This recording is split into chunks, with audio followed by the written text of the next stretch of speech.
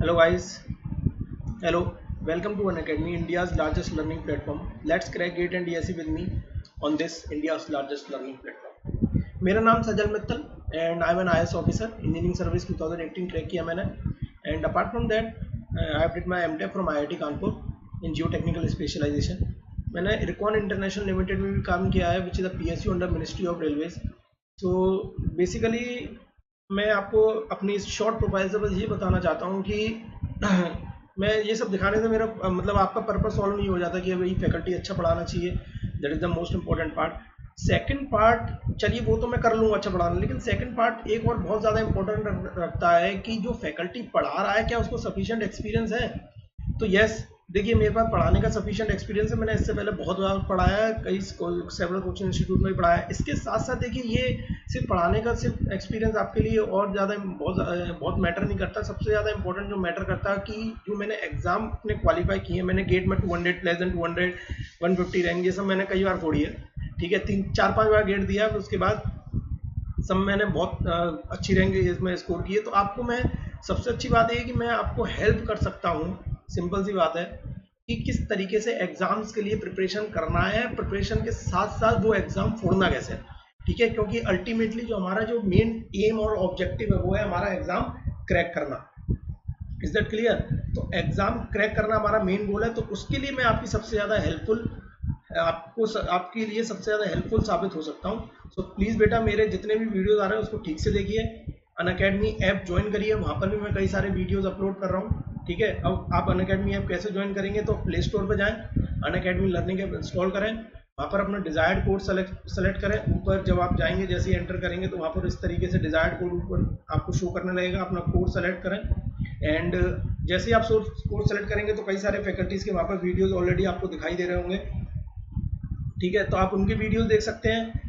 मेरे जो वीडियोस हैं वो मैंने अपलोड कर रखे हैं, वो वीडियोस देखिए, ठीक है। उसके बाद कुछ फ्री कोर्सेज हैं वहाँ पर, और किसी अगर आपको बहुत ज़्यादा डिटेल में कोई सब्जेक्ट पढ़ना है, क्योंकि फ्री कोर्सेज में हम लोगों ने कैसे प्रीवियस ईयर क्वेश्चन सॉल्व करवाए करते हैं, ठीक है, किस कौन कौन से क्वेश्चन मेन है, इंपॉर्टेंट टॉपिक्स है, वो सब मैंने हम लोगों ने डिस्कस किया। लेकिन फॉर द डिटेल्ड आपको अगर पूरा पढ़ना है और आपको एग्जाम ठीक से क्रैक करना है तो उसके लिए बेटा आपको सब्सक्रिप्शन लेना होगा।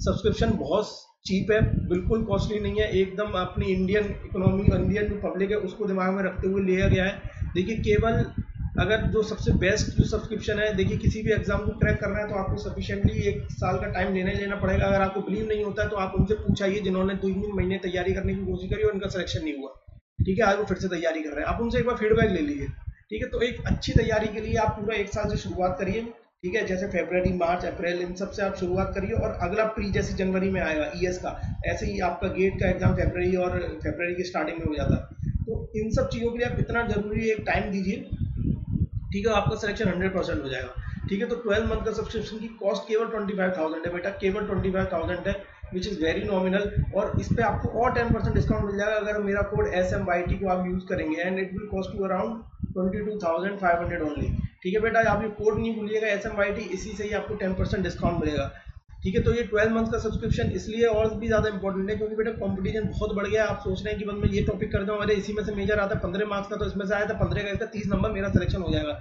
बेटा कंपटीशन बहुत बढ़ गया, मैं बता रहा हूँ। आजकल एम्प्लॉयमेंट में जो गवर्नमेंट जॉब्स है वो कम हो गई, तो इस वजह से बच्चा एमटेक की तरफ भी बहुत ज़्यादा मूव कर रहा है, ठीक है, क्योंकि एमटेक में भी अच्छा स्टाइपेंड मिलने लगा है, तो इसकी वजह से बहुत कंपटीशन हो गया। तो इसलिए आप अच्छे से तैयारी करिए, कम से कम 1 साल का सब्सक्रिप्शन जरूर लीजिए। इसके अलावा जो मेरा फेवरेट है सब्सक्रिप्शन, वो तो मिनिमम हो गया, और लेकिन जो बेस्ट सब्सक्रिप्शन है वो है 24 मंथ सब्सक्रिप्शन बेटा। वो इसलिए वो केवल 5,000 रुपये ज़्यादा है, समझ रहे हो, पहले वाले से, मतलब जो आपने 24 मंथ्स जो 12 मंथ्स का देखा उससे केवल 5,000 ज़्यादा है। और इसका एडवांटेज सबसे अच्छा ये है कि बंदा अगर चाहे तो अगले साल भी तैयारी एक्स्ट्रा कर सकता है। सपोज किसी का सिलेक्शन होगा, अच्छा डिपार्टमेंट नहीं मिला, ठीक है, उसको फिर से तैयारी करनी है, ठीक है, तो फिर से अगर तैयारी करनी है तो आप फिर से उसी तरीके से शुरुआत करेंगे ना जैसे आपने पहले पढ़ा था, और फिर देखेंगे कि उस दौरान में कि आपसे पहले क्या मिस्टेक हुई उसको आप सही करने की कोशिश करेंगे। इसमें सही करने के लिए आपको फिर से गाइडेंस की रिक्वायरमेंट होगी, हम लोगों की रिक्वायरमेंट होगी आपको, तो उसके लिए आप दोबारा तो खरीदेंगे नहीं, आप केवल 5,000 लगाना है, ठीक है, और आपको 2 साल का मिल जाएगा सेफर साइड, ठीक है। और अगर आपको फिर से इसमें और सस्ता करने के लिए आप मेरा कोड मत भूलिएगा बेटा, SMYT कोड है SMYT, उसमें आप 10% डिस्काउंट पाएंगे तो केवल आपको 70,000 का पड़ेगा। मैं समझता हूँ कि इससे चीप आज के टाइम पे कोई कोचिंग इंस्टीट्यूट प्रोवाइड नहीं कर रहा है, और आपको एवरीथिंग, मतलब ये नहीं है कि मैंने जो पढ़ा रहा हूँ केवल आप वही एनरोल कर सकते हो, आप दुनिया के अनअकैडमी में जो वीडियो पढ़े हैं उस कोर्स के अंदर पूरे आप जितने भी फैकल्टीज ने अभी तक पढ़ाए आप उसको एनरोल कर सकते हैं, सारे वीडियो देख सकते हैं, डाउनलोड कर सकते हैं। नेट नहीं आ रहा है तो वो डाउनलोडेड वीडियो देख सकते हैं, कभी भी पढ़ सकते हैं, उठते बैठते। इसके लिए आपको परफेक्ट हो, एक टेबल चेयर की कोई रिक्वायरमेंट नहीं है। आपको लग रहा है कि भाई मैं थक गया बैठे बैठे पढ़ना, तो मैं बस कुछ थ्योरी का कुछ ही देखना चाहता हूँ, तो कुछ लिखने की जरूरत नहीं है, लेटे लेटे वीडियो चलता रहा, समझ रहे हो। तो बहुत ज़्यादा एडवांटेज हो गया है इसका सब्सक्रिप्शन लेना, ठीक है। तो सब्सक्रिप्शन लेने से ये ज़्यादा एडवांटेज है, तो please go for it. And आज का हमारा जो मेजर टॉपिक है वो बेटा रहेगा शैलो फाउंडेशन, इंपॉर्टेंट टॉपिक्स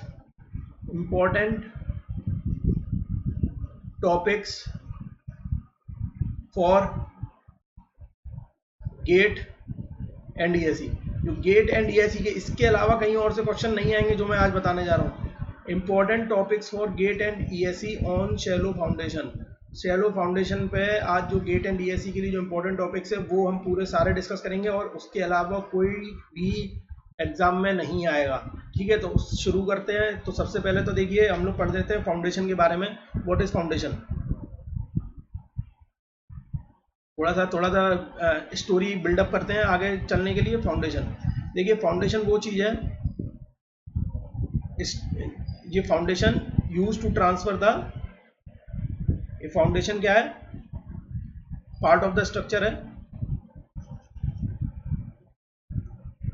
ठीक है। फाउंडेशन क्या है,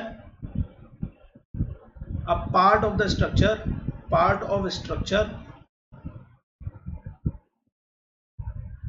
used to transfer the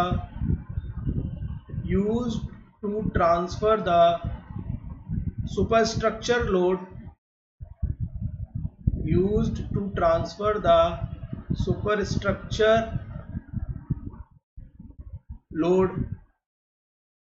to the soil, ठीक है। तो बेसिकली ये वो पार्ट ऑफ द स्ट्रक्चर है, जैसे क्या आपने फाउंडेशन बनाया, अब इस फाउंडेशन में आपकी दीवार खड़ी होनी है, सपोज करिए ये इनसाइड दी इस तरीके से ऐसे जा रहा है ये, ठीक है। और यहाँ पर क्या थी आपका, ये सॉइल है,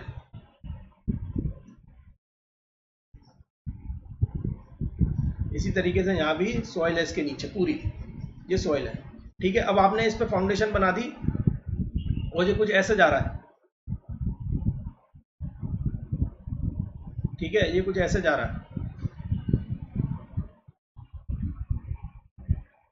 तो अब क्या कर रहा है, ये जो सुपर स्ट्रक्चर, ये वाला जो ऊपर वाला जो सुपर स्ट्रक्चर है, this one,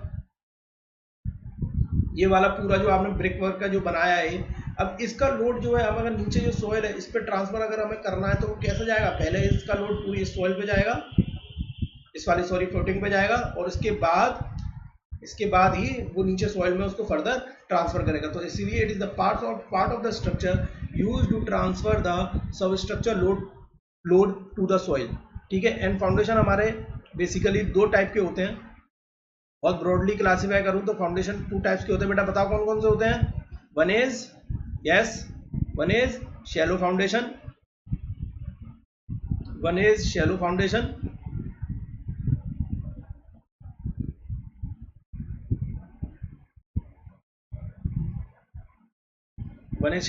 and another is the deep foundation, अब हमें पता कैसे चले कि भैया कौन सा शैलो है कौन सा डीप है, तो उसके लिए बेटा दो मेन हमें याद रखने हैं। एक तो है टर्जागी हमारे सबके बाप है सॉइल मैकेनिक्स में, टर्जागी इसलिए फादर ऑफ सॉइल मैकेनिक्स भी कहा जाता है। इन्होंने बोला जब डीएफ मतलब depth of footing upon B less than 1 हो, मतलब जितनी जो फुटिंग की जो डेप्थ है, मतलब जितने जो ये वाली डेप्थ जो होती है जितनी अंदर ये सॉइल के अंदर रखी गई है, ये ये डी एफ है डेप्थ ऑफ फुटिंग, अगर ये हमारी विड्थ ऑफ फुटिंग से कम हो, ठीक है, ये हमारी अगर विड्थ ऑफ फुटिंग से कम हो या बराबर हो तो वो शैलो फाउंडेशन है। लेकिन स्कैम्पटन ने बोला, स्कैम्पटन जो थे एक और साइंटिस्ट थे, उन्होंने बोला कि ये वो मानते थे कि डी एफ बाई बी जब लेस देन 2.5 हो तो वो शैलो है, ठीक है। अब उसी जगह अगर मैं डीप फाउंडेशन की बात करूँ तो बेटा टरज़ागी सिंपल सा होगा, वही टरज़ागी अगर ये लेस देन 1 बोला है तो टरज़ागी ने क्या बोला होगा, टरज़ागी ने बोला कि भाई डी एफ बाई बी जो है वो क्या होना चाहिए, ग्रेटर देन 1 होना चाहिए। और स्कैम्पटन ने बोला ये D F by be greater than 2.5 होना चाहिए। ठीक है, तो हमें अब बेसिकली हमें करना क्या है कि यहाँ पर हमें कई बियरिंग कैपेसिटी कैलकुलेट करनी होगी, और जो बियरिंग कैपेसिटी हम लोग कैलकुलेट करेंगे उसके कई सारे मेथड हैं, बहुत सारे मेथड हैं। तो जो सबसे मेन जो हम लोग देखिए, एक तो एनालिटिकल मेथड है और दूसरा फील्ड मेथड है। तो जो एनालिटिकल मेथड है उसमें जो इम्पोर्टेंट है वो हमारे लिए, और जो एग्जाम में आता ही है बस वही आता ही है, तो वो है टरज़ागी एंड द स्कैम्पटन मेथड। ठीक है, जो हमारा आईएस कोड मेथड है वो भी टरज़ागी पर ही बेस्ड है। अगर हमने टरज़ागी पढ़ लिया तो आईएस कोड मेथड हमें आ जाएगा। इसके बाद क्या कहते हैं, एक फील्ड मेथड और है जो हमें बियरिंग कैपेसिटी कैलकुलेट करने में हेल्प करता है, वो है हमारा plate load method.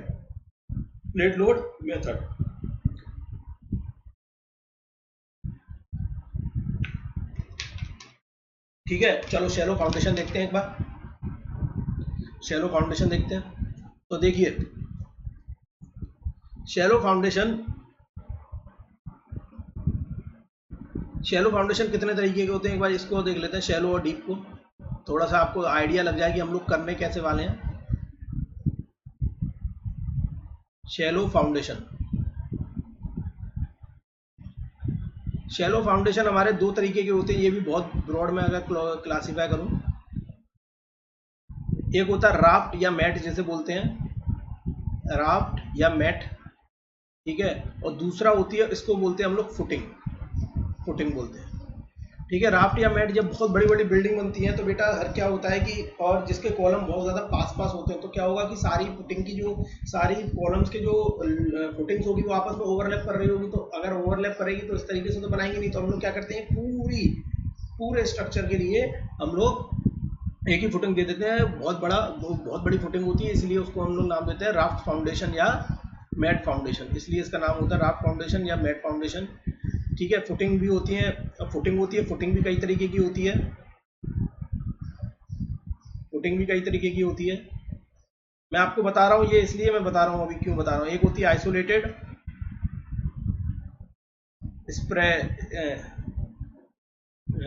Strap footing, और कौन सी होती है, स्ट्रिप फुटिंग, कंबाइंड फुटिंग और spread footing.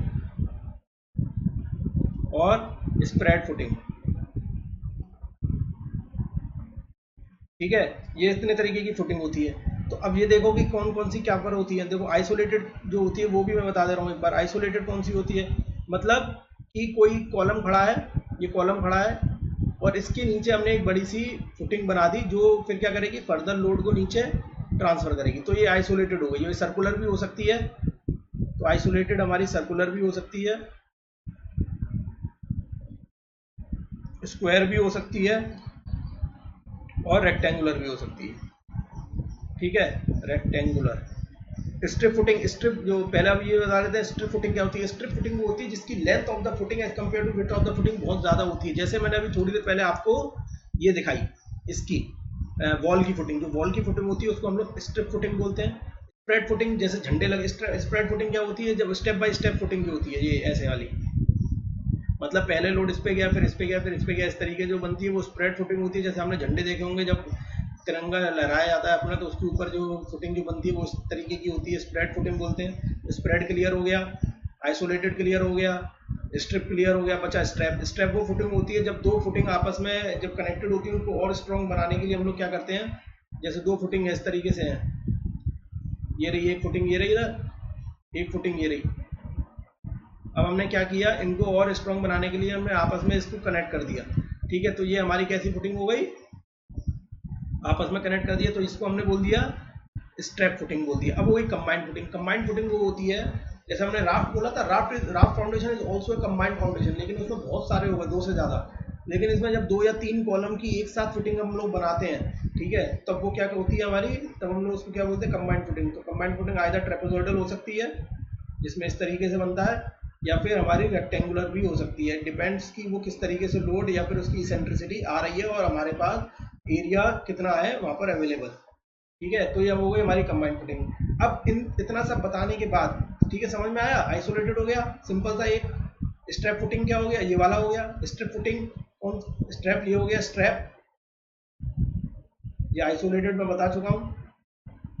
This is spread, this is combined and strip. Strip वाली कौन सी होती है, जो वॉल की बनती है, वॉल। ठीक है, वॉल फुटिंग जो होती है। ठीक है जी, 5 हो गए। तो हमारा को जो पढ़ना है, वो हमें जो पढ़ना है बेटा, कोई नहीं पढ़ना, सिर्फ हमें क्या पढ़ना है, जो भी हमारे काम का, वो है आइसोलेटेड और स्ट्रिप फुटिंग, बस केवल, और कुछ भी नहीं पढ़ना है। ठीक है, ये ध्यान रखिएगा, केवल आइसोलेटेड और स्ट्रिप फुटिंग ही हमें पढ़ना है और कुछ भी नहीं पढ़ना है। ठीक है, इसके बाद डीप फाउंडेशन क्या होता है, डीप फाउंडेशन देख लेते हैं। डीप फाउंडेशन 2 तरीके के होते हैं, बस बता दे रहा हूँ, लेकिन पढ़ना भी हमें शैलो फाउंडेशन ही है। ठीक है, डीप फाउंडेशन, डीप फाउंडेशन भी हमारे 2 तरीके के होते हैं। एक है पाइल फाउंडेशन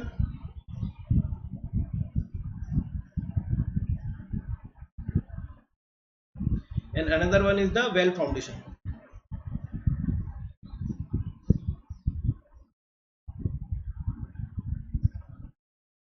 ठीक है, ये पाइल फाउंडेशन और वेल फाउंडेशन होते हैं, बस हमें इसके बारे में और कुछ भी नहीं पढ़ना। ठीक है, चलिए आगे बढ़ते हैं। अब हमारे पास देखिए, आगे बढ़ने से पहले हम लोगों के पास क्या क्या है पढ़ने को, तो हमें ये करना क्यों पड़ा। ठीक है, ये सब फाउंडेशन में भी हमें ये सब आना क्यों पड़ा, क्यों आना इसलिए पड़ा, क्योंकि फाउंडेशन में इसकी स्टडी करने के लिए आना इसलिए पड़ा, क्योंकि फाउंडेशन में हो रहे थे फेलियर। ठीक है, फेलियर भी हमारे 2 तरीके के हो रहे थे, उसी के बेसिस पे हमने स्टडी करी है। ठीक है, एक हो रहा था शीयर फेलियर, शीयर फेलियर, और दूसरा फेलियर हो रहा था हमारा सेटलमेंट फेलियर, सेटलमेंट फेलियर। ठीक है, देखिए शीयर फेलियर और सेटलमेंट फेलियर में फर्क समझिए क्या है, बहुत एक जैसा कॉन्सेप्ट है लेकिन फर्क है। शीयर फेलियर तब होगा जब उस पर लगने वाला जो लोड है, शीयर फेलियर तब होगा जब जितनी उसकी कैरिंग कैपेसिटी है सॉइल की, वो पूरी यूटिलाइज हो जाए और वो पूरा स्ट्रक्चर फेल कर जाए। ठीक है, और सेटलमेंट फेलियर तब होगा कि जब उस पर लगाया हुआ अलाउेबल जो लोड है, जो अलाउेबल प्रेशर आ रहा है, वो उससे ज्यादा हो जाए, तो वो क्या हो जाएगा, सेटलमेंट। केवल बेटा सेटलमेंट हुआ है, स्ट्रक्चर फेलियर नहीं हुआ। शीयर फेलियर में पूरा स्ट्रक्चर फेलियर हो जाता है। ठीक है, मतलब उसकी जो अल्टीमेट बियरिंग कैपेसिटी होती है, उससे भी हम लोग क्या कर जाते हैं, सेफ बियरिंग जो कैपेसिटी होती है उसको उसको भी हम लोग क्रॉस कर जाते हैं। ठीक है, एक होता है सेफ बियरिंग कैपेसिटी। तो शीयर फेलियर के लिए फिर से बता दे रहा हूँ, शीयर फेलियर के हम लोग क्या करते हैं, safe bearing capacity, safe bearing capacity मतलब सॉइल की कितनी बियरिंग कैपेसिटी है उसको, लोड को सेफ कैरी करने की। ठीक है, और एक सेफ बियरिंग प्रेशर, यहां से निकलता है सेफ बियरिंग प्रेशर की, सेफ बियरिंग प्रेशर मतलब कितना अलाउएबल प्रेशर हमें लगाना है। ठीक है, एक है ले सकता है, एक होता है लगाना है, दोनों में फर्क है। मतलब शेयर फेलियर कब होगा कि कितनी सॉइल की प्रॉपर्टी है, ठीक है, कि सॉइल की मैक्सिमम कैपेसिटी कितनी है। सेटलमेंट फेलियर होगा कि कितना लोड हमें लगाना था, उसका सेफ बियरिंग प्रेशर उस पर कितना रखना था। ठीक है, ये दोनों बातों में फर्क है। ये बात मैं इसलिए बता दे रहा हूँ कि इंटरव्यू पॉइंट ऑफ व्यू से ये सब पूछ लेते हैं, केवल इंटरव्यू के लिए। बाकी इसका न्यूमेरिकल या कोई थ्योरेटिकल क्वेश्चन से कोई लेना देना नहीं है, एग्जाम में कुछ भी नहीं आएगा। ठीक है, बस वो हल्का सा बोलेंगे कि बेटा सेटलमेंट फेलियर में ये सेफ बियरिंग कैपेसिटी और सेफ बियरिंग प्रेशर में डिफरेंस बता दो। ठीक है, तो सेफ बियरिंग प्रेशर क्या है, सेफ बियरिंग प्रेशर कितना उस पर प्रेशर वो लगा रहा होगा, तो हमें कितना सेफ्टी से लगाना था, इसलिए वो यहाँ पर क्या निकला हमारा सेफ बियरिंग प्रेशर। और सेफ बियरिंग कैपेसिटी मतलब सॉइल की कितनी कैपेसिटी है ताकि वो फेल ना करे। ठीक है, तो इसलिए हम लोगों को ये दोनों चीजें पढ़नी पड़ी, तो safe bearing capacity and safe bearing pressure. तो हम लोग यहाँ पर हमारे केस में जब हम लोग पढ़ेंगे तो क्वेश्चन में वो सेफ बियरिंग कैपेसिटी निकालने को बोले चाहे सेफ बियरिंग प्रेशर निकालने को बोले, तो one of the same thing है। ठीक है, तो उससे आगे बढ़ने से पहले जरा थोड़े बेसिक डेफिनेशंस देख लेते हैं कि क्या क्या चीजें हमारी काम आने वाली है। बेसिक डेफिनेशंस,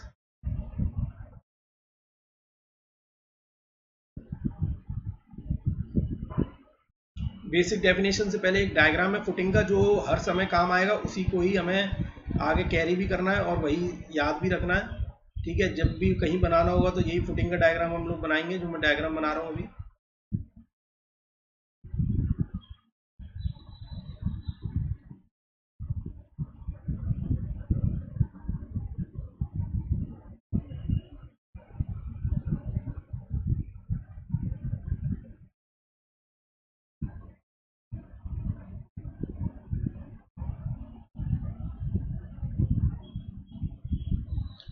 डायग्राम थोड़ा सा मैं चाहता हूँ कि सही से बन जाए।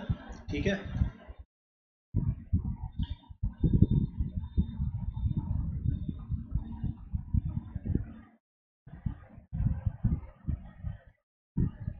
ये वाली जो लाइन है, इसको हम लोग बोलते हैं फाउंडिंग लेवल या फाउंडेशन लेवल।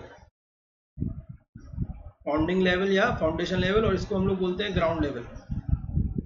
इसको हम लोग बोलते हैं क्या, ग्राउंड लेवल बोलते हैं। एंड दिस डेप्थ, इसी को हम लोग बोलते हैं depth of foundation, DF। And इसको, इस वाली विड्थ को हम लोग बोलते हैं B।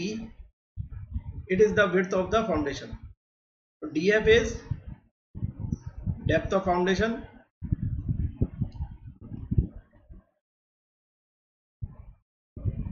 and B is the width of foundation. B is the width of foundation। And इसके बीच में जो सॉइल है, ये क्या है, सॉइल पड़ी है हमारी, सॉइल क्या पड़ी है, सॉइल। इसकी डेंसिटी लेते हैं हम लोग, इसकी डेंसिटी लेते हैं gamma, gamma. And gamma is the unit weight of soil.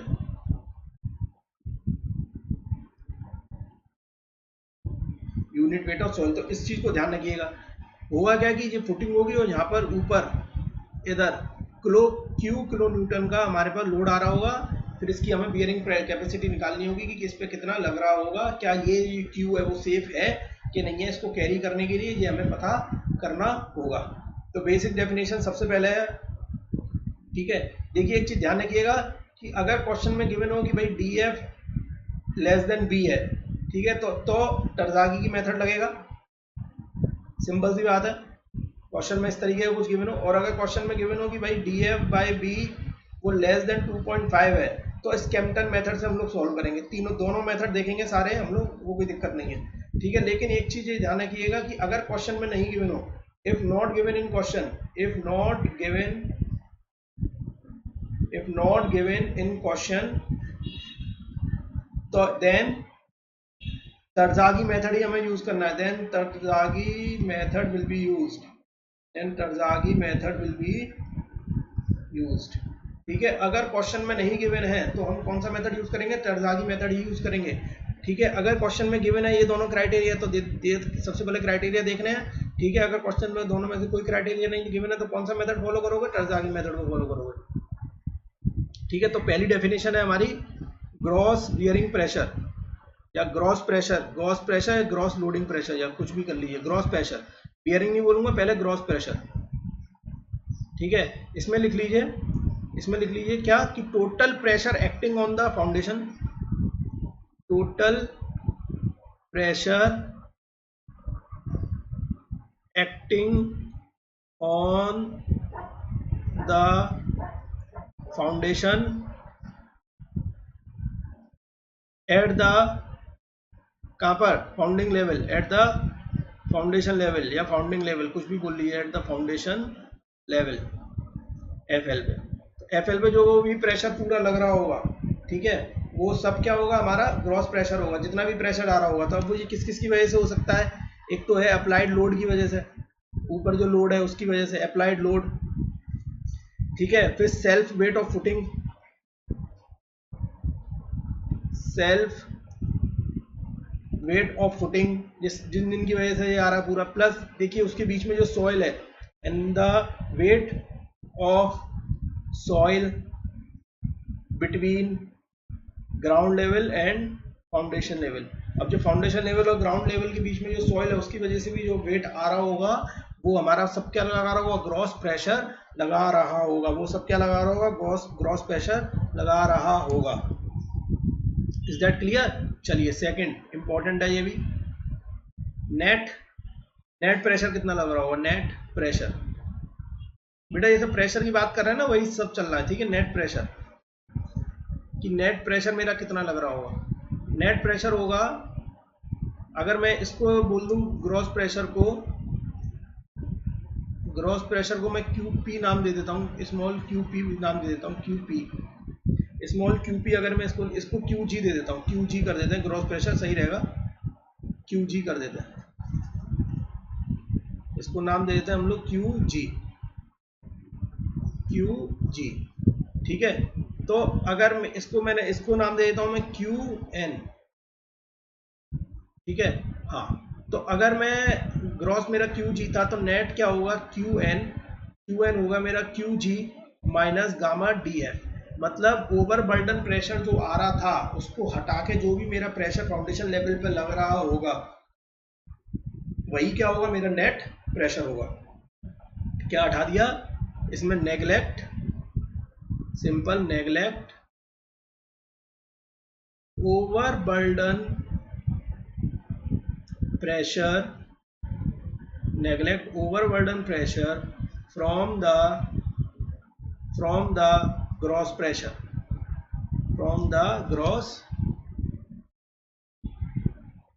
Gross pressure से अगर मैं ओवरबर्डन प्रेशर हटा दूं तो उसकी वजह से जो भी मेरा प्रेशर निकल के आएगा उसको हम लोग क्या बोलेंगे, नेट प्रेशर बोलेंगे, ठीक है। तो ये तो प्रेशर की कहानी हो गई। अब जो इम्पोर्टेंट, वेरी इंपॉर्टेंट अब जो चलेंगे, अब इम्पोर्टेंट चालू होंगे, ये तो सब कहानियां थी, अब इम्पोर्टेंट है जो भी मैं बताने जा रहा हूँ।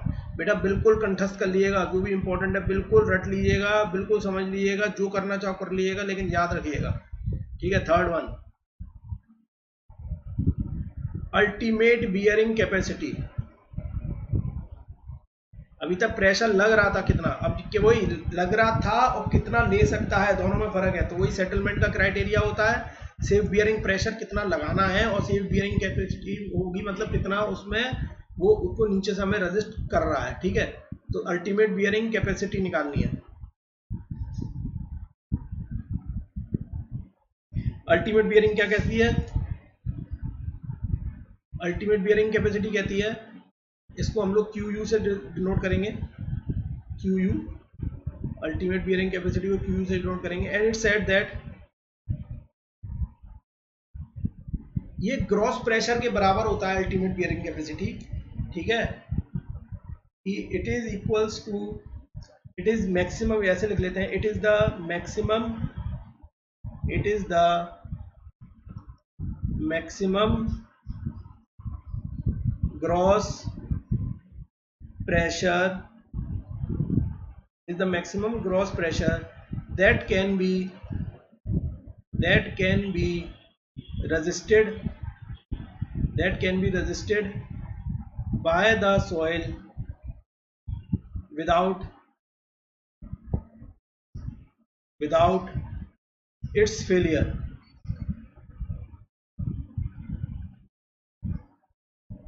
फेलियर ना हो इस तरीके से, जो हम लोग बियरिंग ऊपर जो जितना भी ग्रॉस प्रेशर आएगा वो उतना रेजिस्ट कर ले सॉइल विदाउट इट्स फेलियर, ठीक है। वो हमारी क्या होगी, अल्टीमेट बियरिंग कैपेसिटी। और उसको QU से डिनोट करेंगे। बेटा मैं ऐसे ही नहीं बता रहा हूँ, मैं बताऊंगा आगे ये सब क्यों काम आएगा, ठीक है। नेक्स्ट नेट, पहले अल्टीमेट, इसी सीक्वेंस में याद रखिएगा, इस सीक्वेंस में याद रखेंगे तो चीजें सब आसान हो जाएंगी। Net ultimate bearing capacity, net ultimate bearing capacity is QNU। QNU ये है मैक्सिमम नेट प्रेशर, ये क्या है, मैक्सिमम नेट प्रेशर है जितना सॉइल रेजिस्ट कर सकती है विदाउट फेलियर। तो नेट प्रेशर क्या है, सिंपल, तो QNU क्या हो जाएगा, net QNU is QU minus gamma D into F, ठीक है। It is the net pressure which soil can resist without its failure, it is the gamma DF, ठीक है। एक और इम्पोर्टेंट अभी है बेटा, ये सब जितने नीचे वाले थे ये सब इम्पोर्टेंट है। फिर है नेट सेफ अभी पहला हो गया था कि अल्टीमेट बियरिंग कैपेसिटी, दूसरी नेट अल्टीमेट बियरिंग कैपेसिटी, तीसरी नेट सेफ बियरिंग कैपेसिटी। अगर मैं नेट सेफ बियरिंग कैपेसिटी की बात करूं, अगर नेट से बियरिंग कैपेसिटी की बात करूं तो इसको मैं लिखता हूं Q N S S. Ultimate bearing capacity को किससे लिखा, क्यू यू से। नेट अल्टीमेट बियरिंग कैपेसिटी को हमने किससे लिखा, क्यू एन यू से। और नेट से बियरिंग कैपेसिटी को मैं लिख रहा हूं क्यू एन एस से। और क्यू एन एस का फॉर्मूला होता है सिंपल, ध्यान रखिएगा, Q N U divided by factor of safety. मतलब पहले तो नेट अल्टीमेट निकाल दिया, लेकिन सेफ क्या होगी जब हम लोग उसको फैक्टर ऑफ सेफ्टी से डिवाइड कर देंगे। वेरी इंपॉर्टेंट जो भी आ रहा है, अब ध्यान रखिएगा, सेफ बियरिंग कैपेसिटी बोला है उसने, सेफ बियरिंग कैपेसिटी। भैया सेफ बियरिंग कैपेसिटी कितनी होगी, इसको हम लोग क्यू एस से लिखेंगे, क्यू एस से। तो क्यू एस जब हमने लिखा तो जो सेफ बियरिंग कैपेसिटी आई वो आई Q N U upon factor of safety plus, को ऐसे लिखते हैं, ऐसे हटा दो। जो सेफ बियरिंग कैपेसिटी आएगी तो उसमें नेट वाला पोर्शन भी ऐड कर देंगे, ठीक है, तो वो हो जाएगा Q N S plus gamma D F. Gamma D F बेटा हमने इसमें फैक्टर ऑफ सेफ्टी का डिवाइड इसलिए नहीं किया है क्योंकि हमने पूरे को हमने gamma D F normally add इसलिए कर लिया है क्योंकि गामा डी एफ तो सेल्फ इज ए सॉइल, वो ऊपर के लोड को ऑलरेडी खुद से रेजिस्ट कर रहा होगा, ठीक है, तो इसलिए फैक्टर ऑफ सेफ्टी यहाँ लगाने की जरूरत नहीं है। यहाँ पर फैक्टर ऑफ सेफ्टी लगाने की जरूरत नहीं होती, इस वजह से वो खुद ही सॉइल है। अब आप ये समझो ना कि पानी का लोड अगर लेगा, पानी के लोड को अगर तुम करोगे तो क्या मतलब है, वो तो अपने आप में बन है ना, उसमें कोई फर्क नहीं पड़ रहा है। तो इसलिए जो भी फैक्टर ऑफ सेफ्टी लगानी है वो हम लोग किस पे लगाएंगे, केवल जो भी ऊपर से अलग से ग्रॉस जो बाकी का है सॉइल वाले पे हम लोग नहीं लगाएंगे, प्लस गामा डी एफ, ठीक है। ये मेरा नेट सेफ बियरिंग प्रेशर है, नेट सेफ बियरिंग कैपेसिटी है, ध्यान रखिएगा बेटा, वेरी इंपॉर्टेंट, वेरी इंपॉर्टेंट।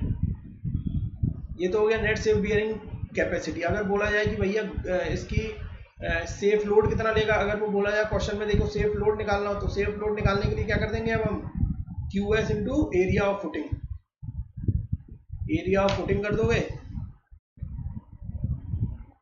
तो आपका क्या निकल आएगा, सेफ लोड निकल आएगा। नेट सेफ लोड निकालने को बोलेगा तो क्यू एन एस में एरिया ऑफ फुटिंग का मल्टीप्लाई कर देना। तो इस तरीके से आपके क्या होंगे, सारे क्वेश्चन सॉल्व हो जाएंगे, ठीक है। चलिए आगे बढ़ते हैं। ये इंपॉर्टेंट डेफिनेशन याद रखिएगा, बहुत ज्यादा काम की आती हैं, बहुत काम आती है, काफी क्वेश्चंस आते हैं इससे, ठीक है। अब है types of failure. Types of failure,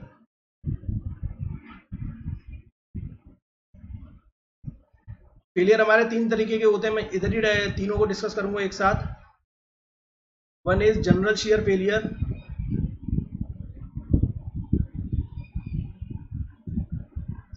line खींच लेते हैं। First is general shear failure, second is local shear failure,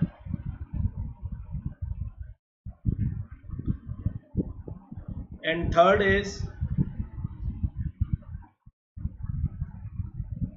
one is punching shear failure।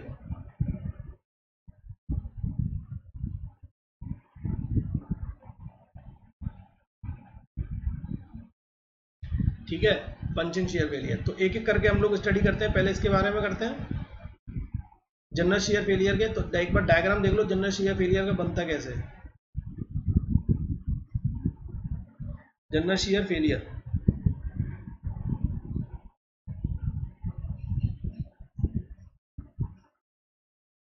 Failure होता किस तरीके से, क्या सॉइल होती है, क्या होती है, वो अब देखेंगे। पहले जनरल शेयर फेलियर समझ लो, ठीक है। ये हमारी कुछ फुटिंग थी, ठीक है। जैसे ये स्लिप हुई तो या तो इस डायरेक्शन में स्लिप होगी, ऐसे टिल्ट होगी, या इस डायरेक्शन में टिल्ट होगी, मतलब आइदर दिस वन या दिस वन, ऐसे दोनों में से कुछ भी हो सकती है। तो जो मैं डायग्राम बना रहा हूँ वो कुछ इस तरीके से बना रहा हूँ, देखिएगा। अगर इधर टिल्ट होती है तो ये ऐसे गई, ऐसे गई, ऐसे गई, ऐसे, तो इस ऐसे मूवमेंट होगा ना इसका, ऐसे मूवमेंट हो रहा है। तो अगर ऐसे मूवमेंट हो रहा है, ये सॉइल ऊपर की तरफ शिफ्ट होगी और हमें यहाँ पर कुछ थोड़ा सा हीव बना हुआ दिखाई देगा, इधर हीव। ठीक है, अगर उधर की तरफ फेलियर हुई तो देखिए ऐसे जाएगी, ऐसे गई, तो क्या होगा, हमें यहाँ पर हीव बना हुआ दिखाई देगा। ठीक है, तो जब भी जनरल शेयर फेलियर होता है तो हमें एक हीव फॉर्म दिखाई देता है एट द सरफेस। तो सबसे पहले तो इसके पॉइंट्स लिख लीजिए किस किस में होता है। ये एक तो डेंस सैंड में होती है, डेंस सैंड में, जो डेंस सैंड होती है उसमें होती है। लो कंप्रेसिबल सॉइल होनी चाहिए, कंप्रेसिबल नहीं होनी चाहिए, वरना ये डिस्टिंक्ट ऊपर हीव नहीं दिखाई देगा। देखो बेटा, अगर कंप्रेस हो गई तो कंप्रेस हो गई तो क्या होगा कि जो सॉइल नीचे नीचे क्या होगा, जो इसकी वजह से प्रेशर लग रहा हो वो कंप्रेस होकर नीचे ही अकोमोडेट हो जाएगी। समझ रहे हो, मतलब यहाँ पर जो नीचे जो ये वाला लेवल है, इधर ये वाला लेवल है, यहीं पे सॉइल आपस में दब जाएगी, तो ऊपर की तरफ हीव नहीं बनेगी। पता चला यहाँ फोर्स लगा और आपस में दब गई, तो ऊपर की तरफ हीव नहीं बनेगा, इसलिए लो कंप्रेसिबल सॉइल होनी चाहिए। ये सब पॉइंट मैं इसलिए लिखवा रहा हूँ क्योंकि यही सब आपको सीधे उसमें मिलेगा क्वेश्चन में, यस ऑब्जेक्टिव।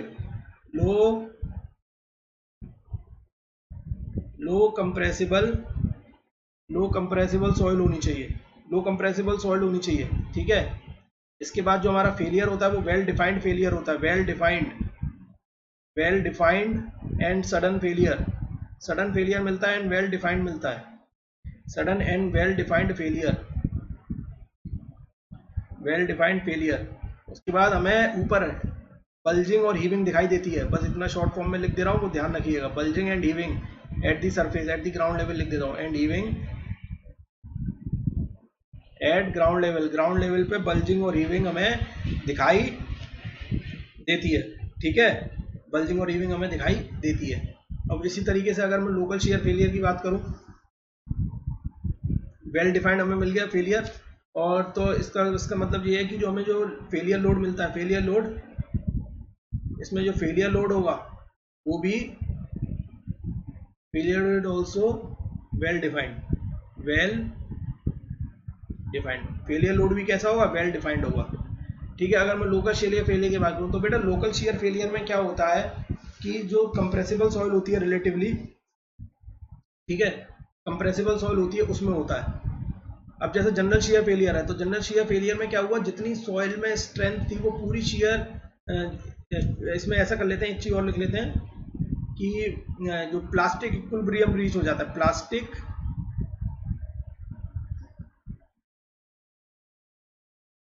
इक्विलिब्रियम का मतलब जितनी उसमें रेजिस्टेंस थी या जितनी उसमें शेयर स्ट्रेंथ थी या उसमें शेयर रेजिस्टेंस प्रॉपर्टीज थी, वो पूरी की पूरी क्या हो चुकी है, यूटिलाइज हो चुकी है।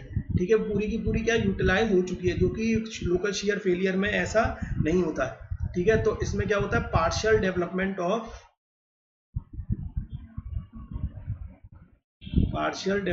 Of plastic equilibrium,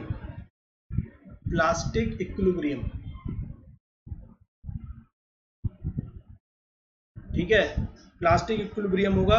no clear failure, no clear failure है वो क्लियर दिखाई नहीं देता है।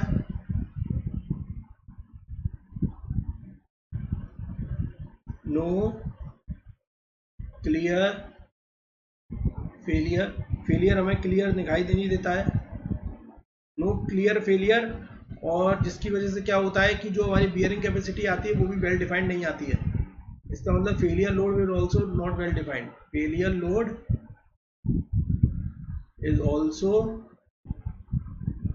is also not well defined। ठीक है, और जो फेलियर होता है वो थोड़ा प्रोग्रेसिव होता है, फेलियर होता है प्रोग्रेसिव, फेलियर इज प्रोग्रेसिव, मतलब धीरे धीरे होता रहेगा, एक बार हो गया तो फेलियर इज प्रोग्रेसिव। ठीक है, यहाँ पर जो हीविंग बनती है वो बहुत लाइट, जैसे यहाँ पर तो अच्छी खासी हीविंग बन गई, वो इसमें जो बनेगी, जो इसमें हीविंग बनेगी वो कुछ यहाँ से ऐसे बनेगी, बिल्कुल छोटी सी हल्की सी, ऐसे ऐसे पता ही नहीं चलेगा, जैसे पता ही नहीं चलेगा कुछ हीविंग हुई है। ठीक है, तो वो लोकल शेयर फेलियर है। अगर मैं पंचिंग शेयर फेलियर की बात करूँ तो पंचिंग शेयर में क्या होता है कि जो सॉइल होती है नीचे जितनी भी, पंचिंग शेयर मतलब पंच कर गई, मतलब सुई देखिए ना, सुई किस तरीके से पंच करती है, तो इसी तरीके से वो पंच कर गई। ठीक है, तो ऐसी क्या होगी, पंचिंग सॉइल। तो पंचिंग सॉइल में क्या होती है, soil below soil below the foundation gets cut off, मतलब जो उसके नीचे की सॉइल होती है वो पूरी कट ऑफ हो जाती है। Soil below foundation gets cut off, ठीक है, पूरी कट हो जाती है। अभी डायग्राम दिखाऊंगा बना के। उसके बाद लार्ज सेटलमेंट मिलता है, इसमें लार्ज सेटलमेंट मिलता है। इसके अलावा जैसे इसमें टिल्टिंग हुई, टिल्टिंग होने की वजह से ही दूसरी साइड हीविंग भी हुई है, तो इसमें ना तो टिल्टिंग होती है, no tilting no heaving, no tilting no heaving, ठीक है। और इसमें कोई क्लियर फेलियर भी हमें दिखाई नहीं देता, no clear failure, no clear failure, ठीक है। आपको लोकल शेयर फेलियर समझ में आ गया। इसमें भी टिल्टिंग होती है, लेकिन जो लोड जो मिलता है वो हमें क्लियर नहीं मिलता, वेल डिफाइंड नहीं मिलता, बहुत कम हीव बनता है। इसमें क्या होता है, देखो इसमें क्या होगा, इसमें क्या होगा, जैसे ये कुछ पड़ी है,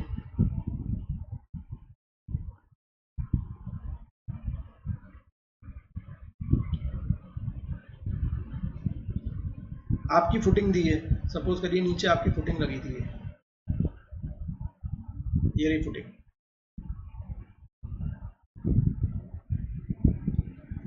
ये फुटिंग क्या हो गई पूरी, और ये जो सॉइल थी इधर वाली बगल वाली, ये सब सॉइल थी।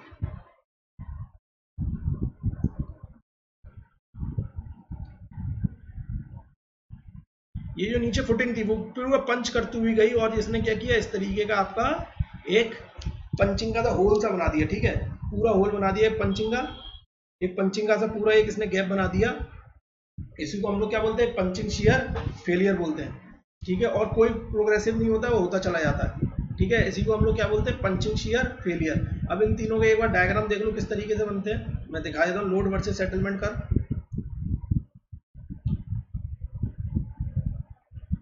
ये तीनों का बनेगा इधर ही, this is settlement and this is load, ठीक है। लोड वर्सेस सेटलमेंट कर बना रहा हूँ। तो अगर मैं जनरल शियर फेलियर का बनाऊं तो वो कुछ इस तरीके से आता है, मतलब हुआ क्या कि एक बार जैसे सडन हमें लोड, देखिए ये पीक सा दिख रहा है, पीक, तो ये जो पीक दिखता है यही वेल डिफाइंड एक पीक मिलता है हमें, और इसी को हम लोग बोलते हैं वेल डिफाइंड फेलियर लोड बोलते हैं, और यहाँ से हम लोग लोड पता कर लेते हैं। लेकिन वही अगर मैं लोकल शियर फेलियर की बात करूँ तो लोकल शियर फेलियर में हमें कोई भी वेल डिफाइंड नहीं मिलता, लोकल शियर फेलियर में हमें कोई भी वेल डिफाइंड नहीं मिलता, इस तरीके से बनता है। लोकल शियर फेलियर में हमें वेल डिफाइंड नहीं मिलता और वो इस तरीके से बनता है, ठीक है। और अगर मैं पंचिंग की बात करूं, मतलब सिंपल सी बात है, इससे ही आपको ये पता चला कि कोई वेल डिफाइंड लोड नहीं मिलता, बस प्रोग्रेसिव सेटलमेंट होता चला जाता है, होता चला जाता है, होता चला जाता है। अब उसी में और लोड भी उससे कम लग रहा है, ठीक है, उतने में ही हो जाता है। पंचिंग में और लोड कम लगा, और इसने भी क्या किया, एक वेल डिफाइंड कोई भी हमें लोड नहीं दिया, और वो भी फर्दर सेटलमेंट इसका होता चला जाता है और होता चला जाता है। तो ये ग्राफ थे, ठीक है। ये मेरा था जनरल शियर फेलियर का पहला वाला, this is for general shear failure, and this is for local shear failure, and this is for punching shear failure। I hope आपको ये general shear failure, local share failure और punching share failure में एकदम difference clear हो चुका होगा। पहले वाले में एकदम डिस्टिंक्ट मिलता है, इसलिए सबको वेल डिफाइंड होता है, लो कंप्रेसिबल सॉल्व होती है। लोकल शेयर फेलियर में कोई भी डिस्टिंक्ट नहीं मिलता, और जो प्लास्टिक इक्विलिब्रियम वो पार्शियल होता है, जनरल शेयर फेलियर में कंप्लीट होता है। और जो पंचिंग वाला है वो मतलब वो पूरी कट ऑफ कर देता है, पंच करके पंचिंग एक्शन देता है, जिसकी वजह से वो पहले दोनों से अलग है, लेकिन इसका एकदम, और इसका जो फेलियर तरीका है वो भी एकदम अलग है, ठीक है। तो ये तो शेयर फेलियर होगा। ये मैंने क्यों बताया शेयर फेलियर, वो अभी आपको समझ में आएगा जब मैं अल्टीमेट बियरिंग कैपेसिटी कैलकुलेट करूंगा। उसमें जब जनरल जो भी तरदागी से हमने अल्टीमेट बियरिंग कैपेसिटी कैलकुलेट करी है, उसी ने इक्वेशन दी है, ठीक है। उन्होंने जब इक्वेशन दी तो ये कंसीडर किया था उस इक्वेशन में कि जनरल शेयर फेलियर है। फिर बाद में ये हुआ कि कहीं कहीं हमें लोकल शेयर फेलियर भी देखा सॉइल में, तो उस जगह उन्होंने उसकी बियरिंग, वहां पर सॉइल की बियरिंग कैपेसिटी निकालने के लिए, उस जगह बियरिंग कैपेसिटी निकालने के लिए जहां लोकल शेयर फेलियर होता है, कुछ कुछ करेक्शंस करे। तो आपको पता होना चाहिए कि वो लोकल शेयर फेलियर क्या था, जिस वजह से हमने वहां पर करेक्शंस लगाए हैं, क्यों लगाए हैं, इस वजह से मैंने आपको ये पढ़ाया है, टाइप्स ऑफ फेलियर, ठीक है। तो अब next important, very important topic जो स्टार्ट होने जा रहा है वो है methods to determine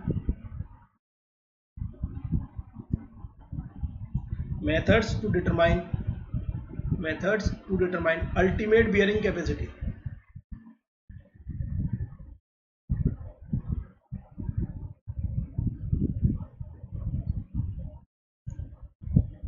Methods to determine ultimate bearing capacity.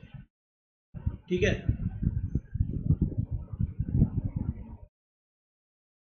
सबसे पहला मेथड है एक एनालिटिकल मेथड,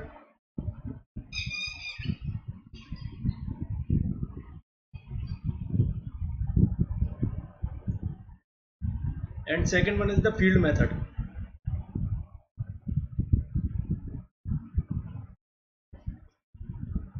एनालिटिकल मेथड बहुत सारे तरीके, बहुत सारे मेथड है, ठीक है, सबको आपको नहीं रटना है, बस थोड़ा सा नाम याद इसलिए रखिए क्योंकि मैथ द कॉलम में आ जाता है ईएस ऑब्जेक्टिव में कि कौन कौन से मेथड हैं जो बियरिंग कैपेसिटी कैलकुलेट करने के काम आते हैं, या फिर कभी कभी वो लोग मल्टीपल टाइप्स क्वेश्चन में भी दे देते हैं, ABCD आपको चेक करना पड़ता है. ठीक है, तो पहले तो फील्ड मेथड लिख लेते हैं, आसान से 2-3 है. फील्ड मेथड, सबसे पहला जो फील्ड मेथड है जो बहुत इंपॉर्टेंट है, field method plate load test.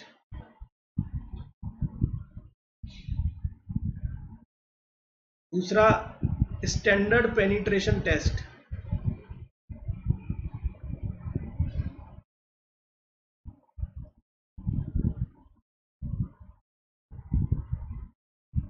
इसको हम लोग दिया SPT. Third is the cone penetration test, CPT. कोन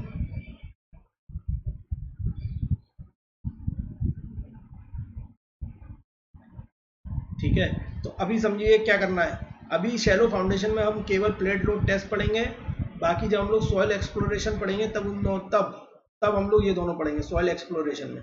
लेकिन तब भी हमें बियरिंग कैपेसिटी निकालने के लिए हमें ऐसे याद नहीं रखना है, इससे कुछ नहीं आएगा, क्योंकि इसके एक डायरेक्ट कोरिलेशन है कि इतना अगर पेनिट्रेशन है या इतना कुछ आ रहा है उससे जो सेटलमेंट जो वैल्यू जो आती है उसकी वजह से इतनी बियरिंग कैपेसिटी होगी, तो वो कोरिलेशन है. तो ऐसा चार्ट हमें कुछ रट के तो इतना जाना नहीं है, तो इसलिए इससे नहीं आएगा. इससे सॉल्व करने का फॉर्मूलेज हैं, तो इसलिए हम लोग प्लेट लोड टेस्ट को अभी यहाँ पर पढ़ेंगे.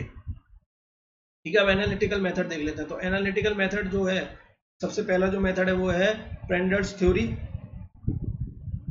प्रेंडल थ्योरी ध्यान रखिएगा, प्रेंडल ने भी दिया है. फिर तरजागी,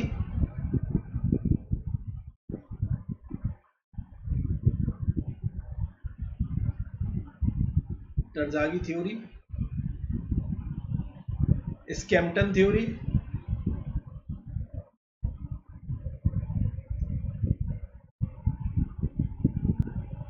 एंड मेयर ऑफ थ्योरी.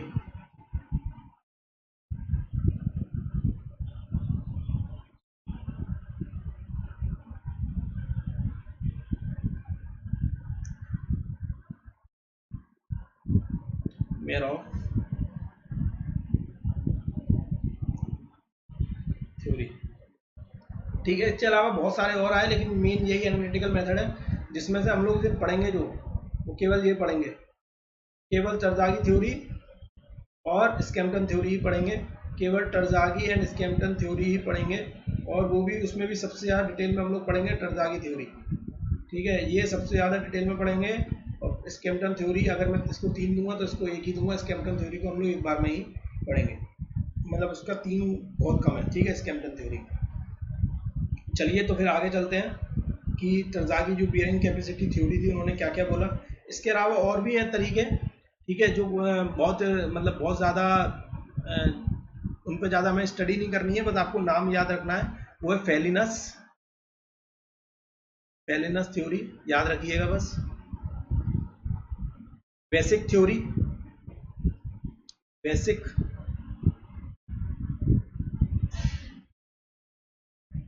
इसके बाद है ये, हाँ इसके बाद लिखिए ब्रिंच, ब्रिंच, ब्रिंच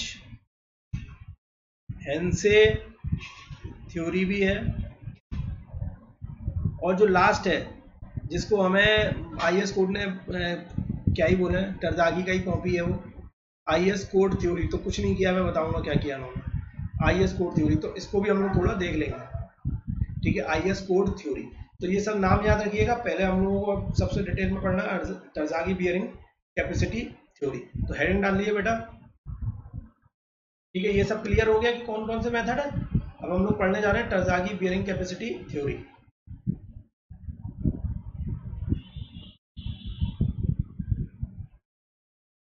टरज़ागी बियरिंग कैपेसिटी थ्योरी।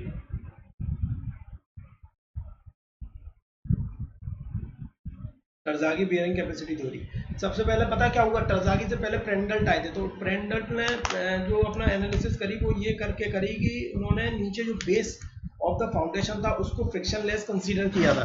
जो बेस ऑफ द फाउंडेशन था उसको उन्होंने फ्रिक्शनलेस कंसीडर किया, लेकिन टरज़ागी ने उसको फ्रिक्शनलेस ना मानते हुए उसे फ्रिक्शन कंसीडर किया, और उनकी जो थ्योरी थी वो काफ़ी वेल डिफाइंड और होल पूरे वर्ल्ड में एक्लेम्ड की गई।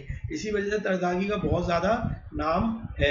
ठीक है, तो उससे पहले आगे बढ़ने से पहले देखिए अजम्पशंस, यही सबसे ज़्यादा एग्जाम में पूछे जाते हैं बेटा ऑब्जेक्टिव में। अजम्पशंस क्या क्या है। ठीक है, तो टरज़ागी ने जो अपनी थ्योरी दी वो किस किस के लिए दी। सबसे पहला अजम्पशन है कि भैया शैलो फाउंडेशन होना चाहिए। शैलो फाउंडेशन मतलब D F by B is less than 1 होना चाहिए। D F by B is less than 1। इसके बाद उन्होंने दिया कि भाई वे जो फुटिंग का बेस है वो रफ होना चाहिए।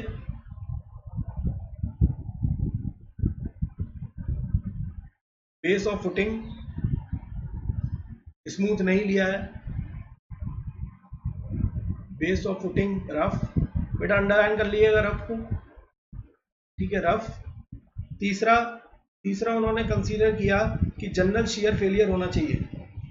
क्या होना चाहिए, जनरल शियर फेलियर होना चाहिए। उन्होंने जो अपना कैलकुलेशन करी वो स्ट्रिप फुटिंग के लिए करी। स्ट्रिप समझ गया क्यों पढ़ाया था मैंने, स्ट्रिप फुटिंग के लिए उन्होंने कंसीडर करी, स्ट्रिप फुटिंग के लिए कंसीडर करी। और बोला बोला कि जो लोड है वो सिमेट्रिकल होना चाहिए। लोड जो है वो लोड वर्टिकल लगे, load is vertical and symmetrical. जो भी फुटिंग पे लोड लग रहा होगा वो वर्टिकल लग रहा होगा और सिमेट्रिकल लग रहा होगा। ठीक है, और ये माना गया है कि एक और चीज बहुत मतलब इसमें जो मानी गई है वो ये है कि जो सॉइल है अबव द फाउंडेशन लेवल, ठीक है, जो soil above the founding level है उसको हमें इग्नोर करना है फॉर शियर रेजिस्टेंस। ठीक है, मतलब ये है कि मैं बता दे रहा हूँ एक बार डायग्राम बना के, ये डायग्राम से समझ लीजिएगा।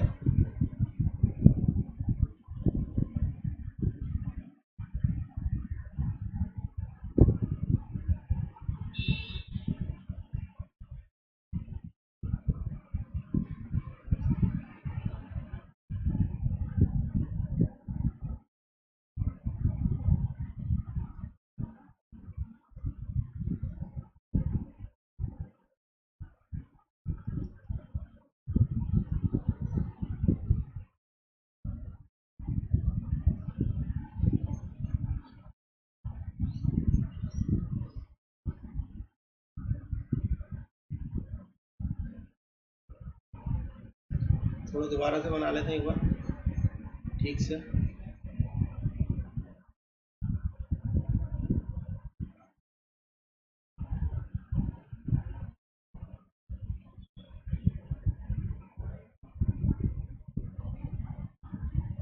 ठीक है, ये फाउंडिंग लेवल है और ये ग्राउंड लेवल है। तो बोला गया है कि इसके ऊपर ये जो फाउंडिंग लेवल के ऊपर की जो सॉइल है इसको एज अ सरचार्ज की तरह एक्ट करना है। ठीक है, और जो भी शियर रेजिस्टेंस होगा वो ये माना जाएगा, अगर ये बी है तो ये माना जाएगा कि जो भी शियर रेजिस्टेंस या जो भी हमारा डिफॉर्मेशन होगा वो केवल फाउंडिंग लेवल तक ही जाएगा। हमारा सारा शियर रेजिस्टेंस क्या जितना भी सॉइल में जो रेजिस्टेंस हमें मिल रहा है वो basically below the foundation level of the soil है, उसी से ही मिल रहा है। ठीक है, जो भी शियर रेजिस्टेंस हो रहा है लिख लेते हैं stress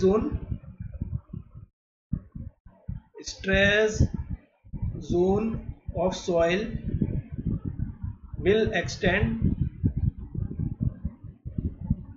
to founding level only. जो भी स्ट्रेस जोन आएगा वो केवल फाउंडिंग लेवल तक ही एक्सटेंड होगा, उससे ऊपर नहीं जाएगा। क्यों? क्योंकि जितना भी शेयर जो सॉइल की वजह से रेजिस्टेंस लग रहा है वो सारा का सारा क्या यूटिलाइज हो चुका है, और वो केवल कहाँ तक जाता है? फाउंडिंग लेवल तक ही जाता है। इन्होंने ये अजम्पशन माना है, ठीक है, इन्होंने ये अजम्पशन माना है। इन्होंने एक अजम्पशन और माना है कि द स्ट्रेस जोन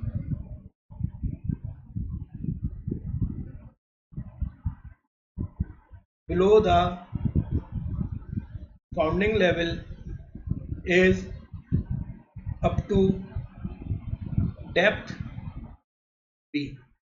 ठीक है, मतलब ये वाली जो विड्थ है, ये वाला जो is up to depth B, इन्होंने यही कंसीडर किया है कि ये जो विड्थ है वो भी किसके बराबर होनी चाहिए? बी के बराबर ही होनी चाहिए। ये भी किसके बराबर होनी चाहिए? बी के बराबर ही होनी चाहिए। मतलब इससे नीचे इस फाउंडेशन की वजह से कोई इम्पैक्ट नहीं आ रहा होगा। उन्होंने केवल कहाँ तक स्टडी किया कि ये जो स्ट्रेस जोन है बिलो द फाउंडिंग लेवल वो केवल डेप्थ बी तक ही आ रहा है। ठीक है, इस सॉइल को उन्होंने बोला कि ये जो सॉइल है अब फाउंडेशन लेवल वो एज अ सरचार्ज एक्ट करेगी। ठीक है, stress zone above the founding level कुछ नहीं होगा, ठीक है, वो एज अ सरचार्ज एक्ट करेगी। Stress zone below the founding level B तक जाएगी, और जो भी स्ट्रेस कर्व बनेगा या स्ट्रेस जोन वो सॉइल बनेगा बिलो द फाउंडिंग लेवल वो केवल एक्सटेंड होगा up to the founding level तक ही हम लोग उसे एक्सटेंड करेंगे। ठीक है, इससे ज़्यादा नहीं होगा, इससे ज़्यादा नहीं होगा। तो मतलब उन्होंने क्या बोला, डायग्राम एक इसमें और थोड़ा सा आपको क्लियरली कर देता हूँ। और वो जनरल शेयर फेलियर है, ध्यान रखिएगा कि मतलब वो फेल अगर इस तरीके से हो रहा है और ऐसे जा रहा है तो इसका मतलब यहाँ पर हमें फाउंडेशन की साइड में क्या मिलेगी? हमें एक हीव मिलेगी अगर इस तरीके से हुआ है। और अगर ऐसे फेलियर हो रहा है तो ऐसे जा रहा होगा, ऐसे जा रहा होगा, ऐसे जा रहा होगा, और हमें हीव मिलेगी कहाँ? यहाँ पर हमें कुछ हीव मिलेगी ऐसे। ठीक है, तो ये तो जनरल शेयर फेलियर का क्राइटेरिया हो गया। Plus stress zone up to here, केवल यहीं तक जाएगा।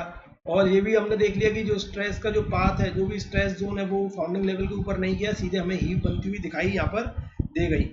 ठीक है, हीप जब यहाँ पर बनेगी तो क्या होगा? इस हीप की वजह से हमें ऊपर भी हीप दिखाई देगा।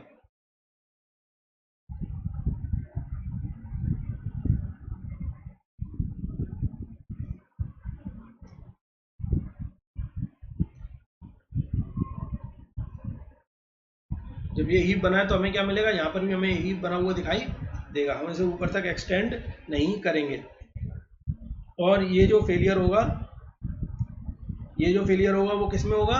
केवल जनरल शेयर फेलियर में होगा। इसका मतलब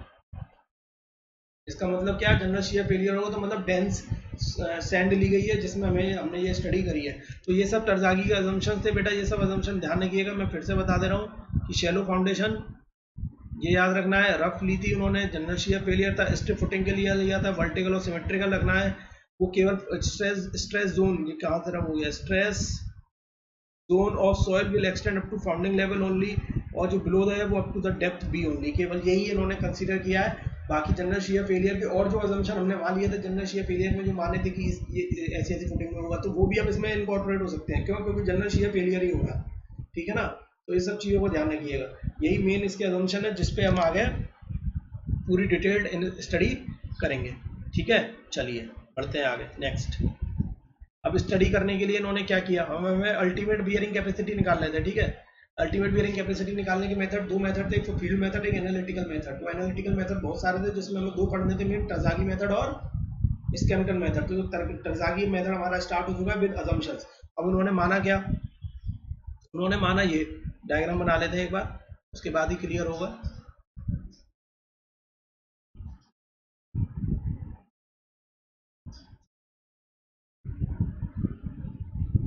उन्होंने माना ये,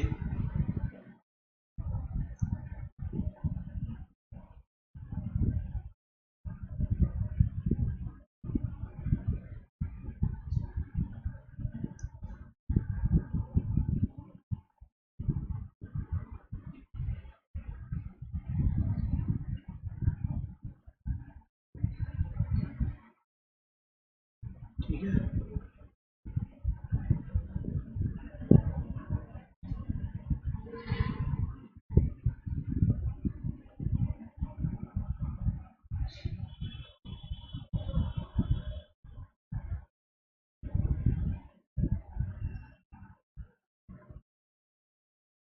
सीधी क्यों नहीं बन रही, दोबारा बना लेते एक बार।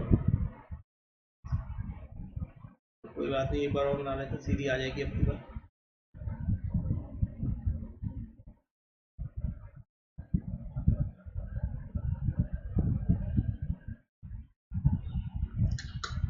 क्यों सही नहीं बन रही?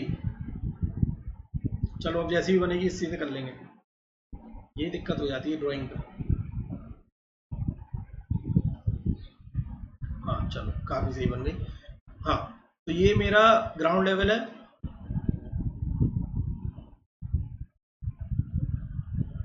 And this is the founding level. ठीक है, फाउंडिंग लेवल। यहाँ पर मेरा लोड लग रहा है जो कि सिमेट्रिकल होगा। ये जो लोड लग रहा है वो क्या होगा, सिमेट्रिकल होगा। And this is the level B, this is the depth B,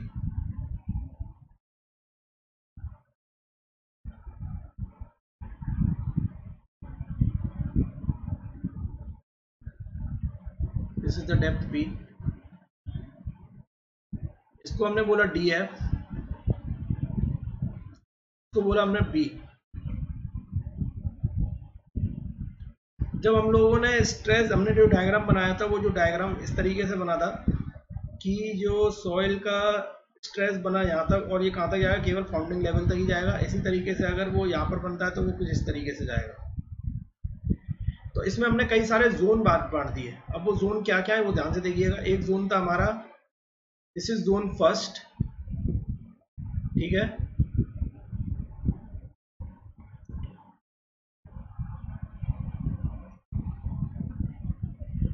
this is zone second,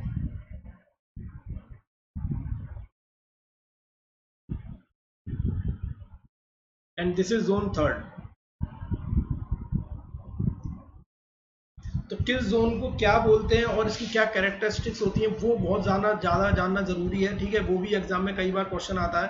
ठीक है, तो सबसे पहले हम लोग देखेंगे जोन वन के बारे में। ठीक है, जोन वन, जोन वन जिसको हम लोग बोलते हैं zone of elastic equilibrium. Zone of, ध्यान रखिएगा क्यों बोलते हैं, इलास्टिक इक्विलिब्रियम।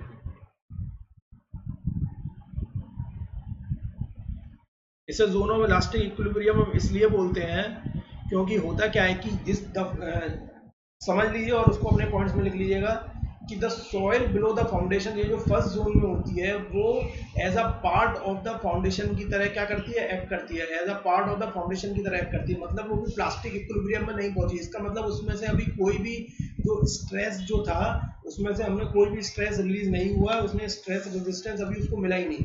मतलब कल को फुटिंग को जब आप बाहर निकालोगे तो तुमने देखा होगा, कभी कभी देखे खंबे जब जो सड़क पे लगे होते, जब वो बाहर निकलते तो उनके नीचे की सॉइल चुपकी होती है। तो वो जो सॉइल चुपकी होती है ना, उसी वही जो जोन फर्स्ट की सॉइल होती है उसी को हम लोग बोलते हैं zone of elastic equilibrium soil. मतलब वो एज अ एक्ट्स, ये जो सॉइल है वो as a part of the footing की तरह एक्ट करती है। प्लस अभी वो प्लास्टिक इक्विलिब्रियम में नहीं पहुंची है। ठीक है, अभी उसने कोई भी शियर रेजिस्टेंस उसमें फेस उसने नहीं किया है, कोई भी शियर रेजिस्टेंस फेस उसने नहीं किया है। सेकेंड है zone two.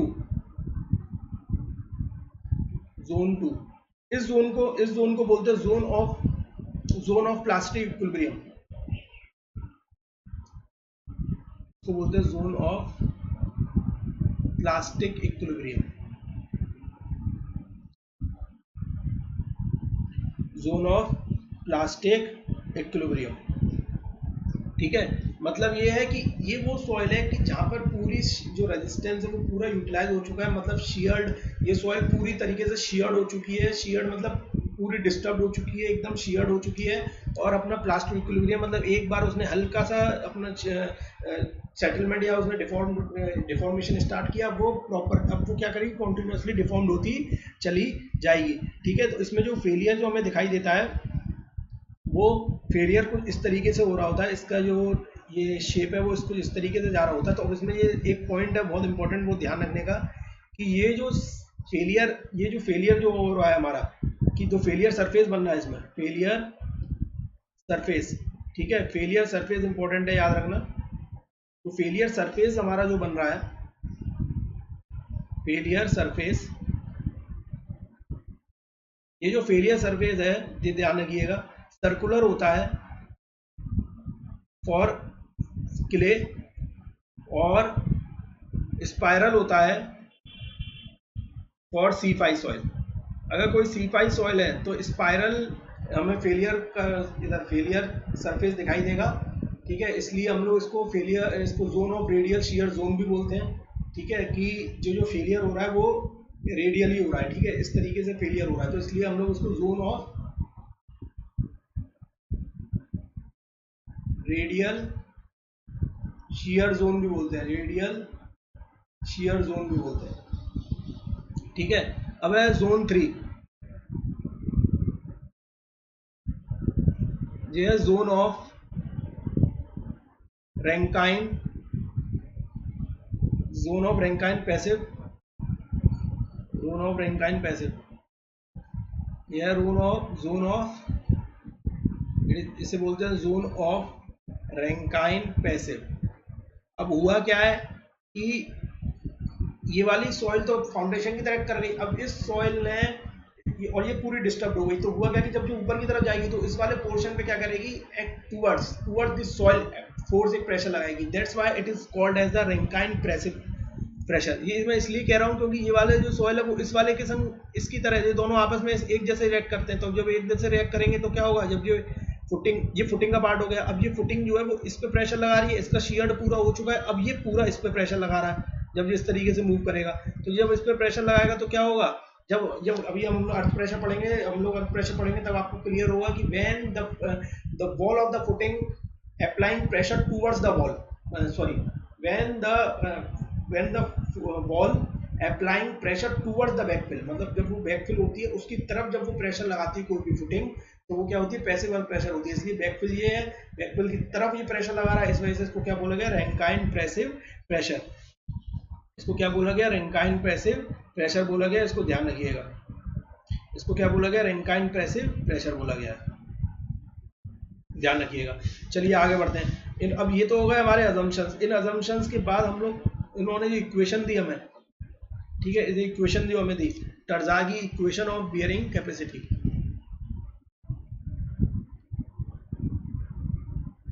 टर्जागी equation of bearing capacity, ठीक है। हमने अजम्पशन में पढ़ा था कि जो बियरिंग कैपेसिटी थी वो तो सब अजम्पशन थे, लेकिन एक और क्या दिया था उन्होंने, स्ट्रिप फुटिंग के लिए दिया था एंड शैलो फाउंडेशन के लिए दिया था, strip footing and shallow foundation. तो उनका जो अभी हमने जो जितने भी जोन पढ़े उन्होंने यहाँ पर स्टडी करी और कई सारे फॉर्मूले डेवलप करे, तो वहां से जो अल्टीमेट बियरिंग कैपेसिटी निकली, अल्टीमेट बियरिंग कैपेसिटी जो निकली वो निकली CNC plus QNQ plus 0.5 B gamma N gamma. बेटा जो मैं बता रहा हूँ केवल वही काम का, बाकी कुछ काम का नहीं है, ठीक है, बाकी कुछ काम का नहीं है, ठीक है, समझ में आया कि जो ये QU है वो है CNC plus QNQ plus 0.5 B gamma and N gamma, ये ध्यान रखिएगा।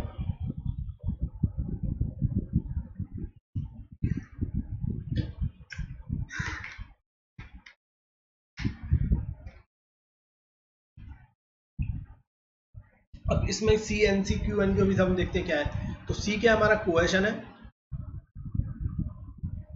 ठीक है, जो गामा है, ये जो गामा, पहले तो लिखते Q क्या है, gamma DF, gamma DF, gamma DF,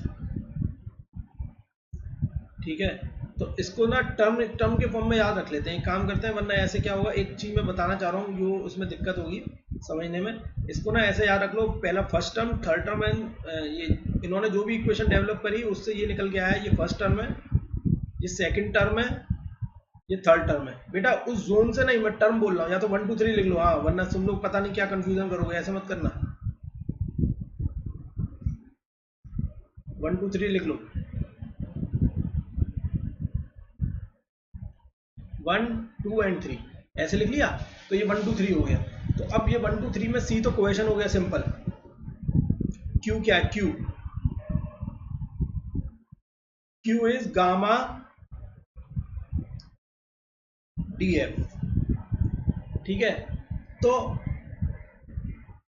इस सेकंड टर्म में जो गामा होगा, ध्यान रखिए, गामा जो होगा वो किसका होगा? Soil between ground level and founding level. ये गामा वो गामा लिया जाएगा जो सॉइल होगी between ground level and founding level. ठीक है, सेकंड टर्म में। और उसके बाद B width of footing,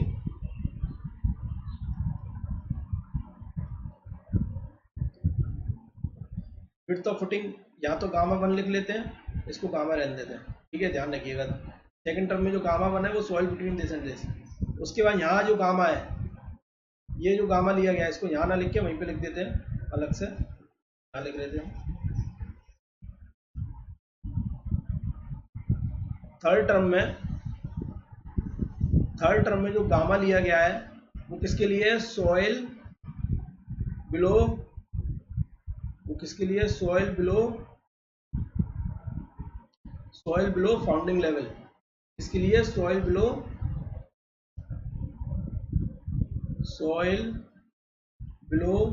founding level. जो फाउंडिंग लेवल के नीचे जो सॉइल है उसका गामा है, ये ध्यान रखिएगा। ठीक है, अब क्या बचा? बी लिख दिया, विड्थ ऑफ द फुटिंग। अब बचा है NC, NQ and N gamma. यहाँ लिखो NC, NQ and N gamma. ये है बियरिंग कैपेसिटी फैक्टर। ठीक है, जनरली ये गेट में तो देखो बेटा दिया होगा, कोई दिक्कत नहीं है। ठीक है, ईएस के कन्वेंशनल में कभी कभार ऐसे चांसेस हो सकते हैं कि ये क्वेश्चन में आपको ना दे, तो इसके लिए इसके फॉर्मूला होता है, उसको आपको ध्यान रखना होगा। ठीक है, वो फॉर्मूला क्या होता है? अगर एन फाई हमारा 1 minus sine phi upon 1 plus sine phi है, ठीक है, इसको हम लोग 10 स्क्वायर 45 प्लस 5/2 भी लिखते हैं। तो उस केस में जो एन सी का जो फॉर्मूला निकल के आएगा, ये पहले एन क्यू का लिख लेते हैं, तो जो एन क्यू फॉर्मूला निकल के आएगा वो आएगा एन फाई ई की पावर पाई 10 फाई। ठीक है, एन गामा का फॉर्मूला हमारा निकल के आएगा 1.810 five N Q minus 1।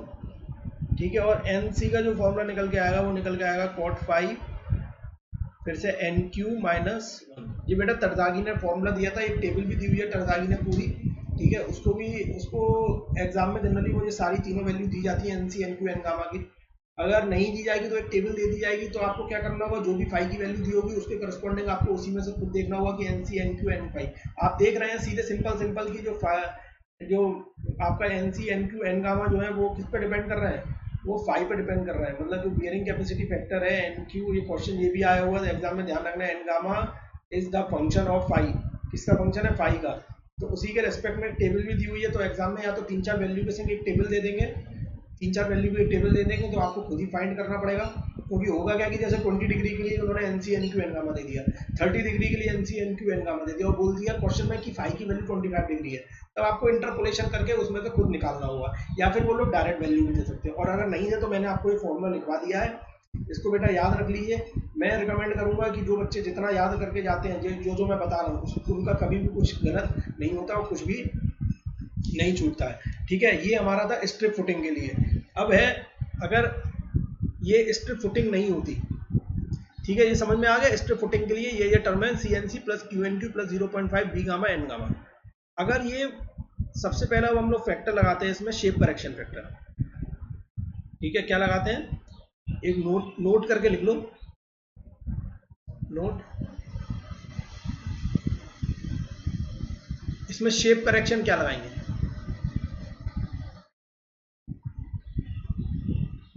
Shape correction, तो शेप करेक्शन के लिए जो फॉर्मूला हमारा बनता है क्यू यू का, वो बनता है C N C S C plus Q N Q S Q plus 0.5 B gamma N gamma S gamma. ठीक है, ये फॉर्मूला बनेगा आपका। तो अब इस जगह जो जितने भी ये C N C S C S Q और एस गामा है वो पता करने हैं, क्या होगा। तो इधर जो S C S Q and S gamma ये क्या है, हमारे शेप करेक्शन फैक्टर है, shape correction factors, shape correction factors है। तो अब ये क्या होंगे देखिए,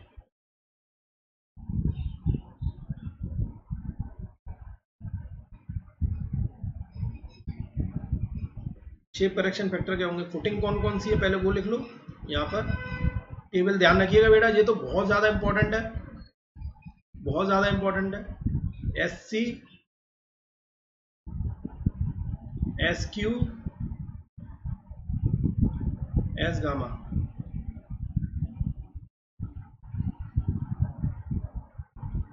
फुटिंग में ले रहा हूं पहले स्क्वायर,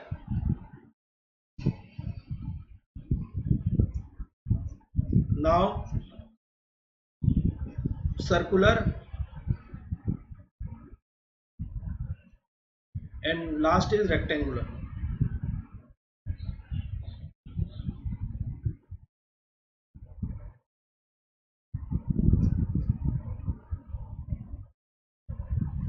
स्क्वायर के लिए एस सी की वैल्यू 1.3, एस क्यू की वैल्यू 1 और एस गामा की वैल्यू 0.8।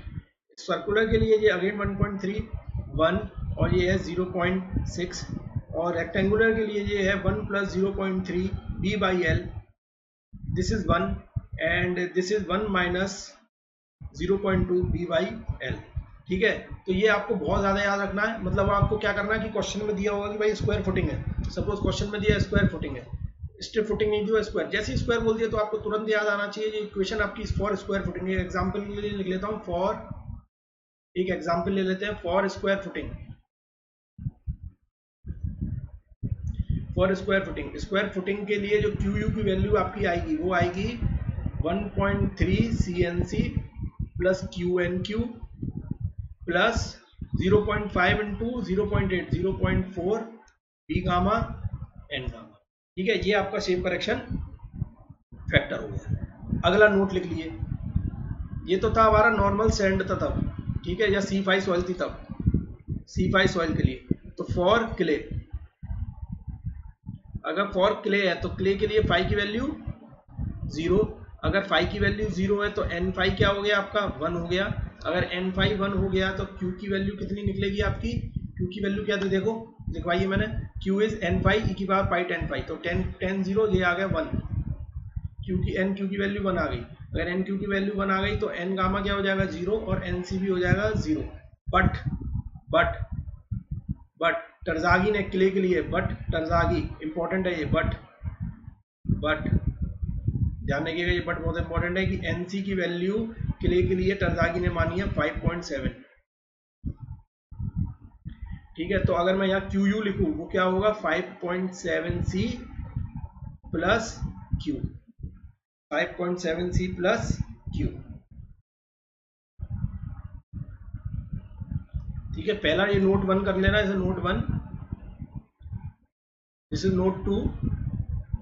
अब लिखने जा रहे हैं हम लोग note 3, note 3।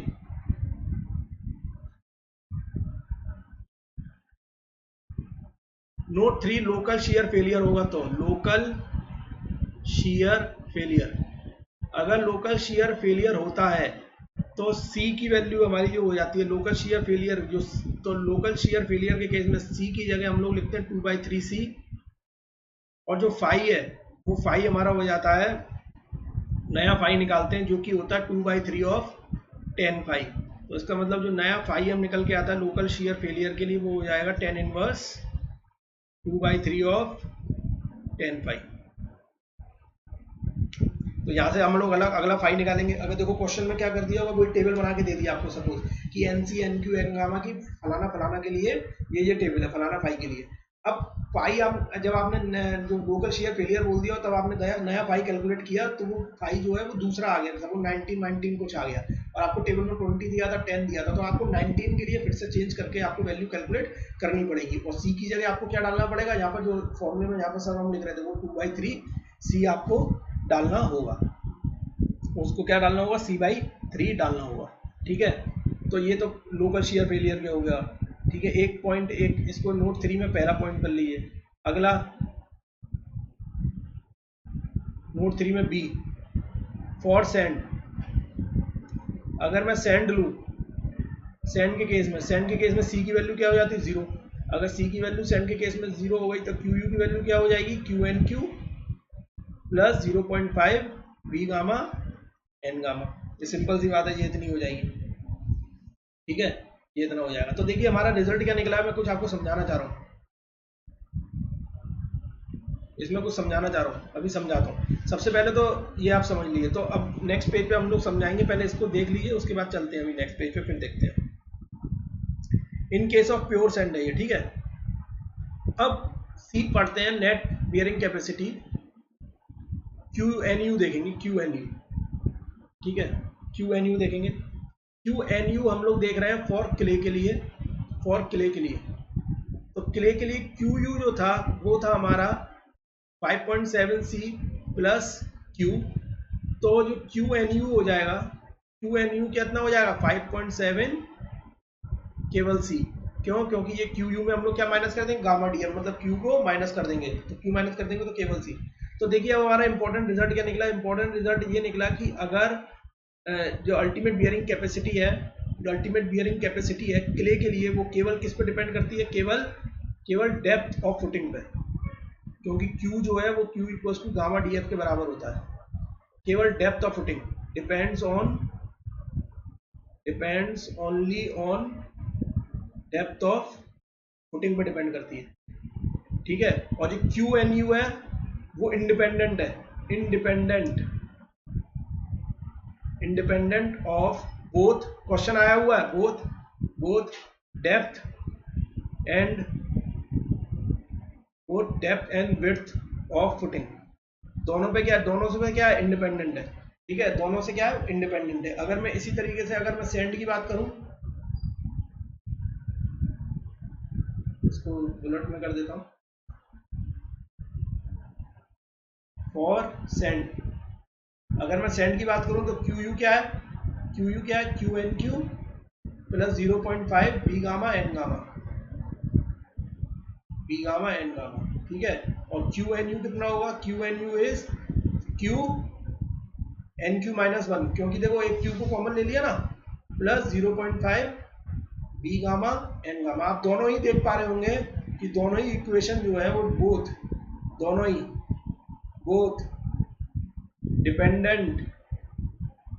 Dependent on D and DF, दोनों पे क्या डिपेंडेंट है। ठीक है, तो दोनों के लिए पे क्या है, ये क्वेश्चन आया हुआ है, दोनों पे क्या है, डिपेंडेंट है।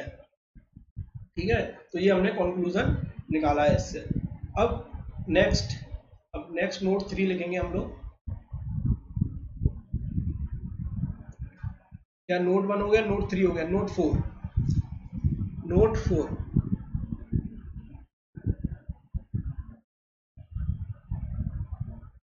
अफेक्ट ऑफ वाटर टेबल,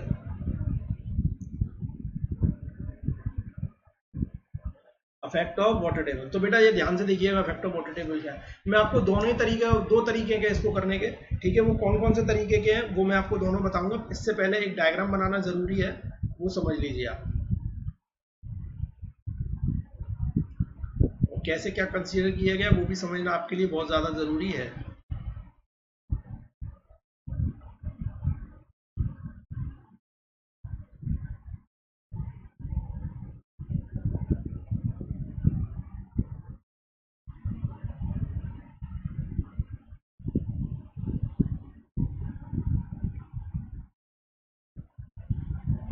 ठीक है, this is ground level and this is founding level.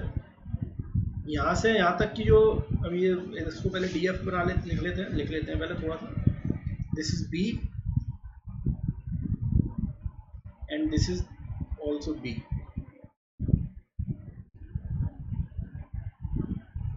This is also B। ठीक है, तो अब 3 जगह मानेंगे हम लोग, मैं बता रहा हूँ क्या क्या मानेंगे।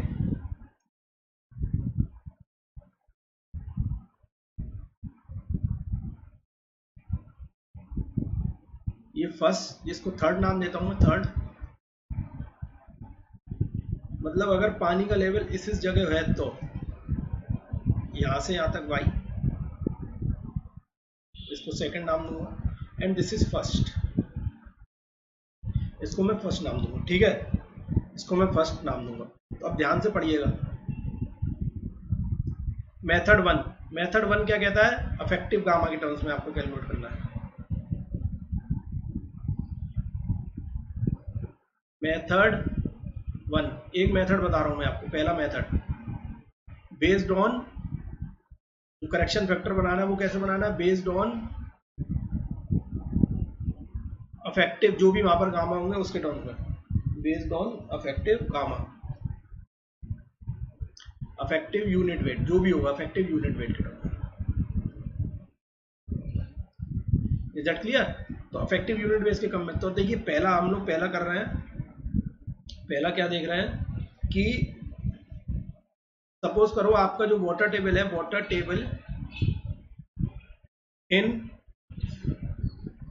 जोन फर्स्ट, अगर जोन फर्स्ट में है तो देखिए आपका वाटर टेबल अगर जोन फर्स्ट में, वो नीचे की तरफ है, इसका मतलब वो कोई भी इंफ्लुएंस नहीं कर रहा है, ना तो जोन टू में और ना ही ग्राउंड लेवल पे, ना तो फाउंडिंग लेवल और ग्राउंड लेवल के बीच में। तो इससे, और हमने सबसे पहले टर्जागी का क्या माना था कि जो हमारा स्ट्रेस जोन है वो केवल इसी के लिए था, और जो भी इक्वेशन ड्राइव करी थी वो यहाँ तक के लिए थी। ठीक है, तो इसका मतलब जो हमारा क्यू यू की वैल्यू निकल के आएगी वो सिंपल सी क्या होगी, C N C plus Q N Q plus 0.5 B gamma N gamma. ठीक है, उस पर हमें कोई फर्क नहीं पड़ेगा, वाटर टेबल का हमें ऊपर जो हमारी इक्वेशन पे फर्क नहीं पड़ेगा वाटर टेबल का, क्योंकि वो जोन फर्स्ट में। अब सपोज करो कि वो जोन टू में होती, ठीक है, water table in zone two में होती, तब क्या करते हम बेटा, जोन टू में होती तो हमने सब देखा था सबसे पहले इक्वेशन में कि जोन टू का जो गामा है उसी, वो कौन से वाले टर्म में फर्क पड़ रहा था, जोन टू मतलब जो थर्ड टर्म है उसमें जो गामा लिया था वो कौन सा वाला था, वो फाउंडिंग लेवल से नीचे वाला ही गामा था। तो इसका मतलब जो भी इम्पैक्ट पड़ेगा वो किस में पड़ेगा, थर्ड टर्म में पड़ेगा। तो ये क्यू यू की वैल्यू निकलेगी वो क्या निकलेगी, सी एन सी, ये यहाँ पर क्या रहेगा, क्यू एन क्यू ही रहेगा। ठीक है, और यहाँ पर जो गामा की वैल्यू हो जाएगी, देखिए वो क्या निकलेगा हम लोग, 0.5 वाई, ठीक है, वाई गामा प्लस, क्योंकि यहाँ पर गामा है, और यहाँ लिखूंगा मैं बी, ठीक है, ध्यान से देखिएगा, B gamma sat minus gamma W into into N gamma. बात समझ में आई? मैंने क्या किया, मैंने क्या किया कि जो सपोज करिए कि पूरे में गामा सेट था, इधर भी गामा सेट था, ये भी जो पानी में डूबा हुआ ये भी गामा सेट होगा। तो अगर जब हम लोग पूरे बी गामा ले रहे थे तब ले रहे थे जब एक ही सॉइल थी, अब क्या हुआ हमारे पास दो तरीके की सॉइल हो गई, जिसमें ऊपर तो क्या है, गामा है केवल, और नीचे कैसा है, पानी में डूबा हुआ। तो पानी में डूबे हुए की सॉइल कौन सी लेते हैं हम लोग, सबमर्ज्ड यूनिट वेट लेते हैं, इसलिए मैंने बी माइनस, इसको बी माइनस वाई लिखूंगा, इधर गलत लिख दिया मैंने, बी माइनस वाई, थोड़ी बड़ी इक्वेशन आएगी बेटा, इसको मैं दोबारा से लिख ले रहा हूँ ताकि थोड़ा सा छोटा छोटा करके आपको पूरी एक ही लाइन में इक्वेशन मिल जाए। ठीक है, एक ही लाइन में लिख लेते हैं ठीक से। तो यहाँ जो क्यू यू निकल के आएगा, सी एन सी, या तो एक काम कर लेते हैं, ऐसे कर लेते हैं, this is gamma one and this is gamma two, ठीक है, और जैसे गामा सेट या गामा मतलब नॉर्मल इफेक्ट वो लिया मैंने, ओवरऑल यूनिट वेट। अब वो पानी में डूबा हुआ तो सैचुरेटेड हो जाएगा, पानी में डूबा हुआ नहीं होगा तो सिंपल गामा है। तो जैसे भी होगा वो क्वेश्चन में गिवन होगा, तो बेफिक्र रहिएगा। This is Q N Q and this is 0.5, अभी तक बी गामा लेते थे लेकिन अब बी गामा तो रहा नहीं, अब क्या रहा, Y gamma plus B minus Y gamma submerged, gamma submerged, ठीक है, गामा सबमर्ज्ड लिख दे रहा हूँ वो सही रहेगा, इनटू एन गामा। ठीक है, जिसमें यहाँ पर जो वो क्यू है वो है gamma one into D f, and gamma submerged जो है वो क्या है, gamma two minus gamma W. ठीक है, जिसमें गामा टू हमारा गामा सैचुरेटेड जो भी होगा वो ले लेंगे, ये गामा टू है। Is that clear? ये due to effective unit weight जो भी आ रहा है वो आ रहा है। अब एक केस और बचा है हमारा, केस थ्री, केस थ्री यहाँ लिख लेता हूँ मैं, यहाँ की वजह नेक्स्ट पेज पे चलते हैं, चलो रब कर लेते हैं, यही पे लिख, चलो यही लिख लेते हैं, इसको थोड़ा ऊपर शिफ्ट कर देते हैं, यहीं पे लिख लेते हैं।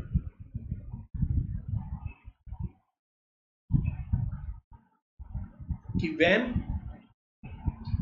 वाटर टेबल इन जोन 3 में आ गया, ठीक है, 3 में आ गया ऊपर सपोज करिए और एग्जिस्टेंस पे, तो क्या होगा देखो ध्यान से देखना क्या होगा, C N C Q U होगा, वो हमारा होगा सी एन सी प्लस, अब क्यू यू तो क्या लिखेंगे, क्यू यू को क्या लिखेंगे, X gamma 1 plus plus D F minus X into gamma submerged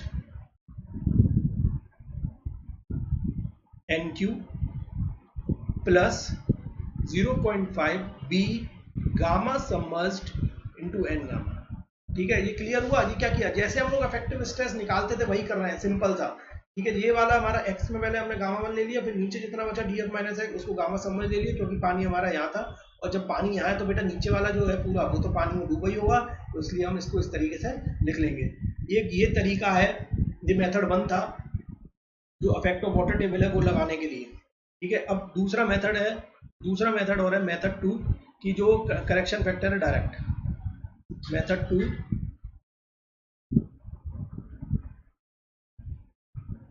by water table correction factor, by water table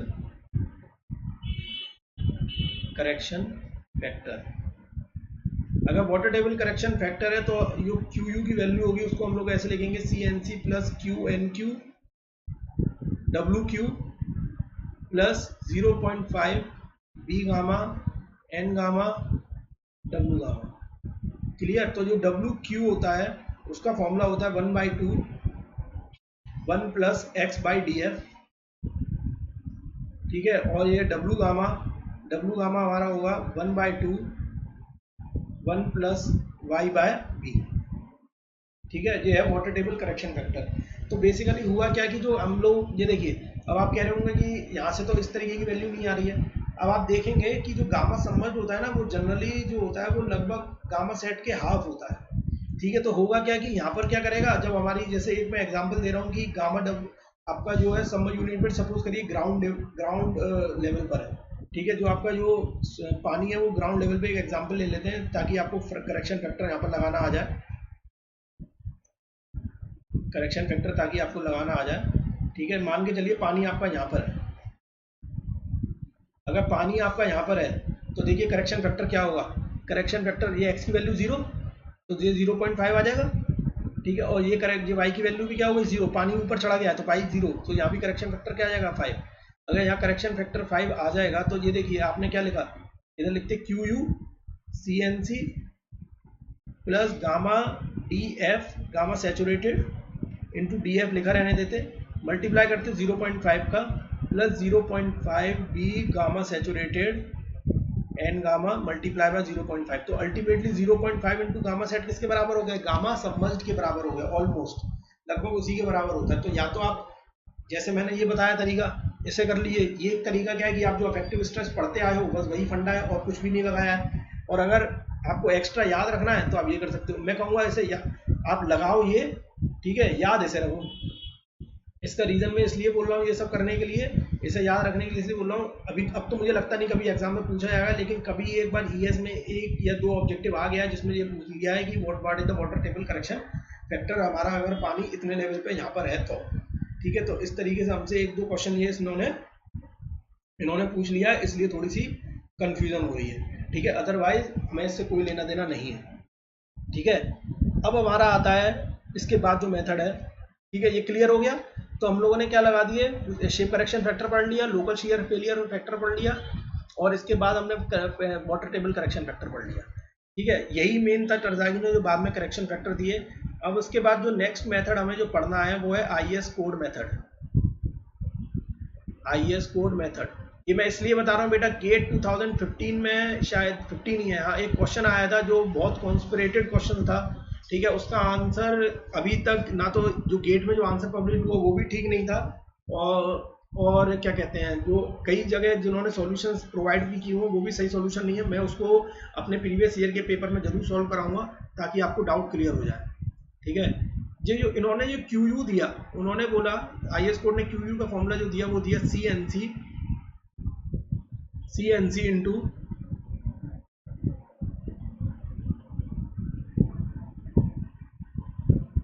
CNC into SC IC DC plus QNQ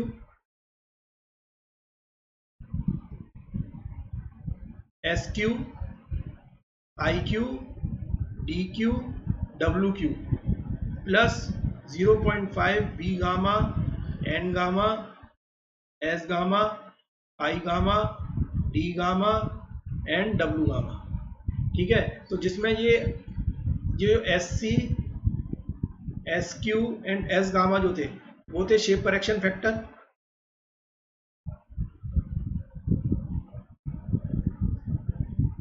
ठीक है, ये शेप करेक्शन फैक्टर कौन से वाले लिए गए हैं? टरजागी के ही लिए हैं, IS कोड में टरजागी वाले ही लिए हैं। ठीक है, उसके बाद water table WQ and W gamma, water table correction factor ही है, और ये मैं आपको कैलकुलेट करना बता चुका हूँ, ये भी वही क्या है, टरजागी वाले ही लिए गए हैं। अब बचा IC IQ and I gamma, ये है inclination factor, inclination correction factor. बेटा ये कुछ बेसिक या मेयर ऑफ के मुझे भी नहीं याद है, क्योंकि क्या है कि ये याद रखने की हमें जरूरत ही नहीं है, इसके लिए आपको वैल्यू दी हुई होगी। आज तक एक ही क्वेश्चन आया, इसके अलावा गेट में और कोई क्वेश्चन नहीं आया, और ईएस में कभी क्वेश्चन नहीं पूछा इस पर।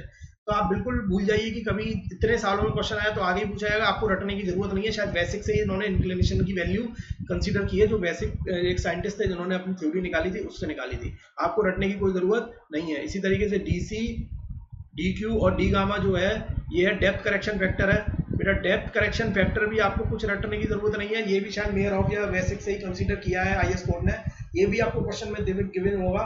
ठीक है, तो इसलिए आप इसको भी कोई याद नहीं रखिएगा। तो बेसिकली आपको याद क्या रखना होगा, एक तो locus shear failure factor, shape correction factor and water table correction factor, और टरजागी की इक्वेशन, यही आपको याद रखनी है। ठीक है, तो QU निकालना हमने सीख लिया। जब हमें QU पता चल गया तो क्या QNU निकाल लेंगे, माइनस गामा DF करके निकाल लेंगे। अगर QNU निकालेंगे तो क्या नेट सेफ निकाल सकते हैं? यस। कैसे निकालेंगे? QNU divide by factor of safety. जब हम लोग QNU निकाल सकते हैं तो क्या QS निकाल सकते हैं safe? Yes. QNU divide by factor of safety plus gamma DF। तो ये हमारा यहाँ तक क्लियर हो गया। ठीक है, अब जो लास्ट मेथड है, ठीक है, जिससे क्वेश्चन और जिससे भी क्वेश्चन कभी कभार आ जाते हैं, वो है स्कैम्पटन method. स्कैम्पटन method,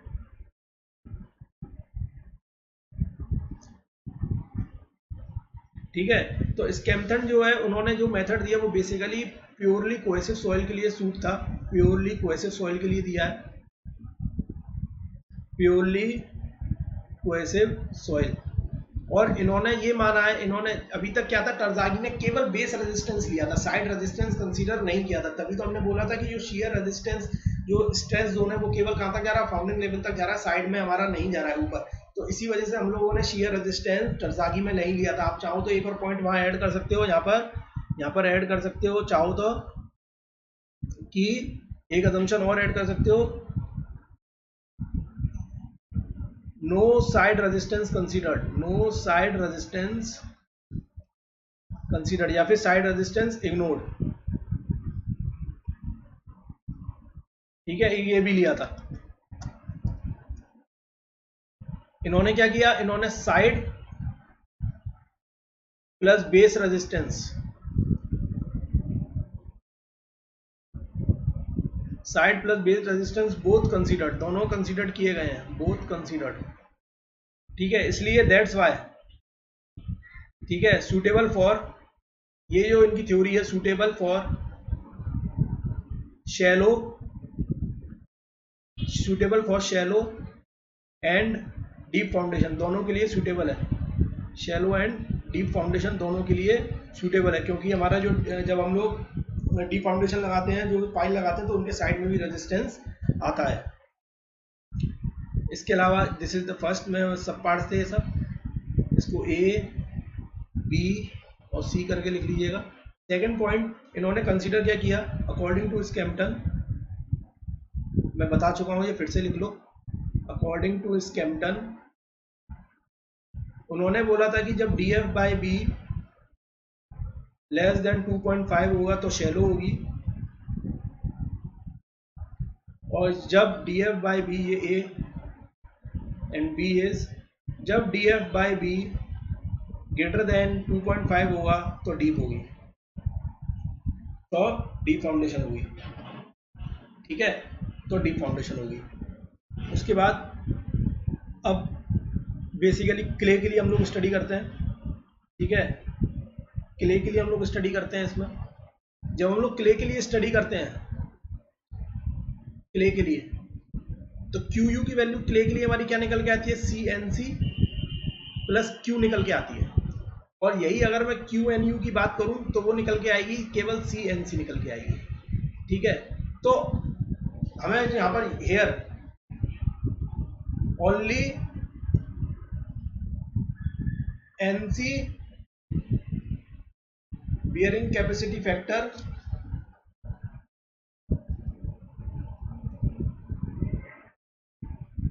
need to be calculated, मतलब हमें केवल एनसी बेयरिंग कैपेसिटी फैक्टर ही उन्होंने हमें कैलकुलेट करना है। तो इसलिए उन्होंने एक जो एनसी का जो वैल्यू थी वो किस तरीके से दे दी, उन्होंने बोला कि अगर सरफेस फुटिंग है, स्कैम्पटन ने बोला अगर सरफेस फुटिंग है तो केवल एनसी निकालना है ना, तो केवल सरफेस फुटिंग है,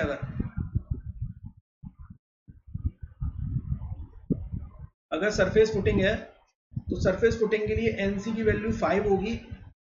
अगर फुटिंग स्ट्रिप है तो, अगर स्ट्रिप है तो 5 होगी, और एनसी की वैल्यू 6 होगी अगर स्क्वायर या सर्कुलर है तो। वो भी कब, जब डीएफ की वैल्यू, डीएफ क्या है, 0 है, मतलब डेप्थ ऑफ द फाउंडेशन कुछ है नहीं, सरफेस पर रखी हुई है।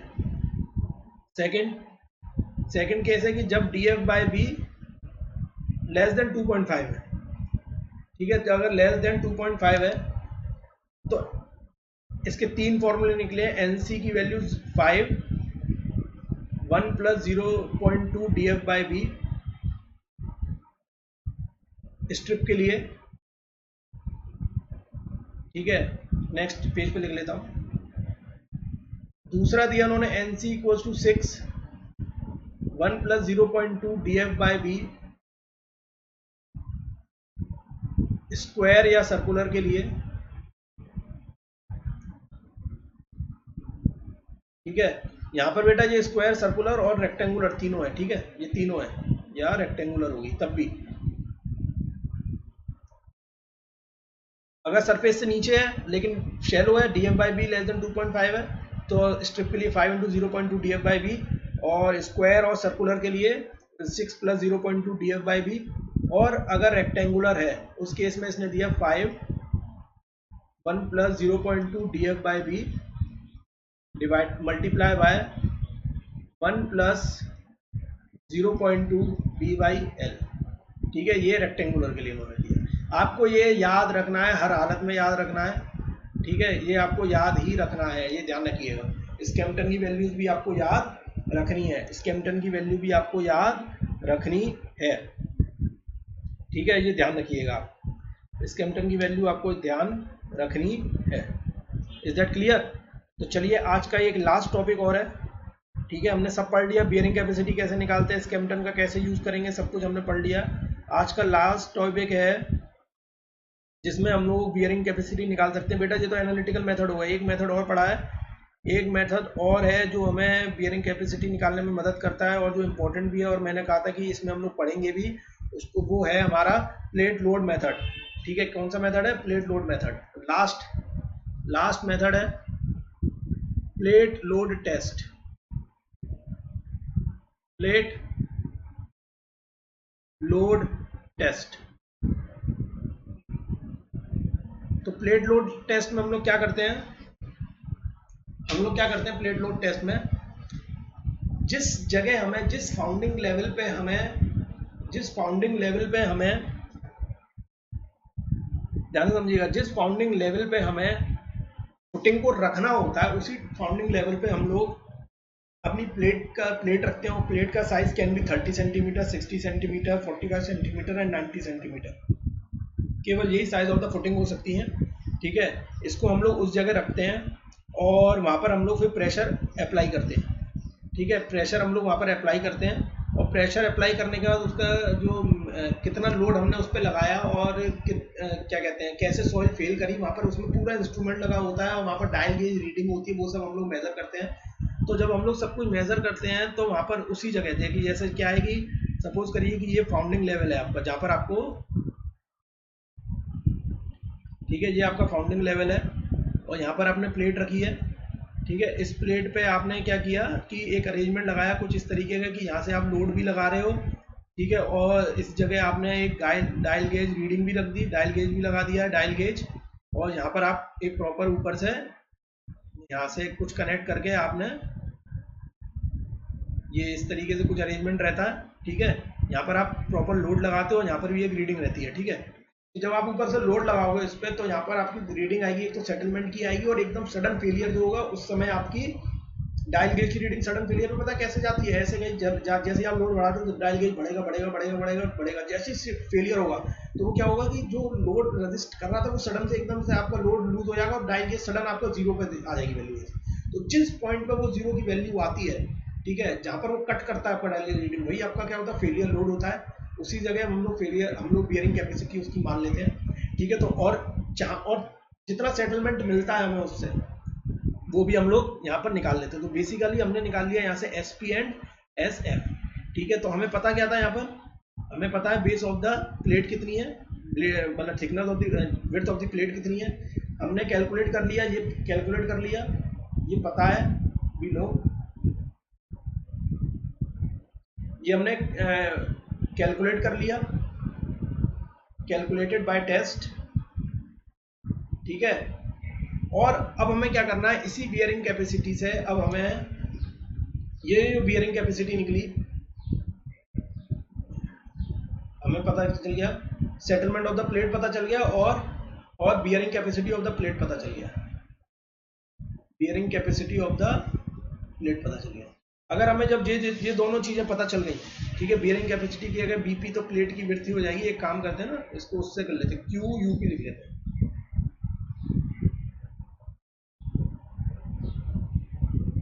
और ये ध्यान दीजिएगा कि यहाँ से जो हमारी बियरिंग कैपेसिटी निकलती है वो अल्टीमेट बियरिंग कैपेसिटी ही निकलती है, ये इंपॉर्टेंट है, क्वेश्चन आया हुआ है, ओनली अल्टीमेट बियरिंग कैपेसिटी निकलेगी, ओनली अल्टीमेट बियरिंग कैपेसिटी निकलेगी, ठीक है। तो अब हमें क्या पता चल गया, हमने ये ultimate bearing capacity of the plate पता चल गई टेस्ट से, और सेटलमेंट ऑफ द प्लेट पता चल गया टेस्ट से, इसके बाद हमें BP पता है, ठीक है। अब हमें क्या करना है कि यही हमें फुटिंग में कितना होगा वो पता करना है, ठीक है। अब हमारे पास दो तरीके की सॉइल होती है, सपोज करिए क्ले है, क्ले, अगर क्ले है तो ultimate bearing capacity of the footing will be equals to the ultimate bearing capacity of the plate, and अगर सेटलमेंट निकालना है तो सेटलमेंट प्रोपोर्शनल हो जाएगा कि settlement of the footing upon settlement of the plate is equals to the width of the footing upon width of the plate, ये हो जाएगा, सिंपल था, ध्यान रखना है। और अगर बोला जाए सैंड था तो उस केस में देखिए ये जो होगा बियरिंग कैपेसिटी जो होगा वो प्रोपोर्शन हो जाएगा कि bearing capacity of the footing upon bearing capacity of the plate equals to the width of the footing upon width of the plate के बराबर हो जाएगा। और सेटलमेंट निकालना है तो बेटा सेटलमेंट का फॉर्मूला होगा SF बाई, ये एक अलग फॉर्मूला है, ध्यान रखिएगा इसको निकालने के लिए, ये है SF upon SP equals to BF bracket BP plus 0.3 whole square divided by BP bracket BF plus 0.3 का whole square. Is that clear? तो ये एक अलग फॉर्मूला हो गया। तो अब इसको आप याद कैसे करेंगे बेटा? ये तो फॉर्मूला आसान हो गया कि भाई क्ले था तो ध्यान इसी स्टेप में, जिस स्टेप में मैंने लिखवाया, अगर आप इसी सीक्वेंस में याद रखेंगे, ये फोटो एक दिमाग में बना लेंगे तो आपको याद रहेगा कि क्ले था तो सेम हो जाएगी बियरिंग कैपेसिटी, और अगर सेटलमेंट की बात करेंगे तो प्रोपोर्शनल कर लेंगे, ठीक है। और अगर मैं सैंड पे जाऊंगा तो सैंड पे मेरा जो बियरिंग कैपेसिटी है वो प्रोपोर्शनल हो जाएगी, और सेटलमेंट का फॉर्मूला ये लगेगा, जिसमें अगर SF ऊपर है तो सबसे पहले जो स्टार्ट करेंगे हम लोग ये भी BF से स्टार्ट होगा, मतलब जो ऊपर होगा वही यहाँ पर होगा, ध्यान रखना, ठीक है। तभी फॉर्मूला आपका याद रहेगा, और फिर उसके अपोजिट वाला अंदर ले लेंगे, और यहाँ पर जितना भी ये तो रेशियो अलग है, और यहाँ पर जो हमने लिया गया है अंदर, इसके अंदर जो वैल्यू ली गई है, अलग से वहां से लिख लेता हूँ, यहाँ पर जो वैल्यू ली गई है ध्यान रखिएगा वो मीटर्स में ली गई है, ठीक है। इस वाले फॉर्मूले में जितनी भी वैल्यूज ली गई हैं BF और BP की,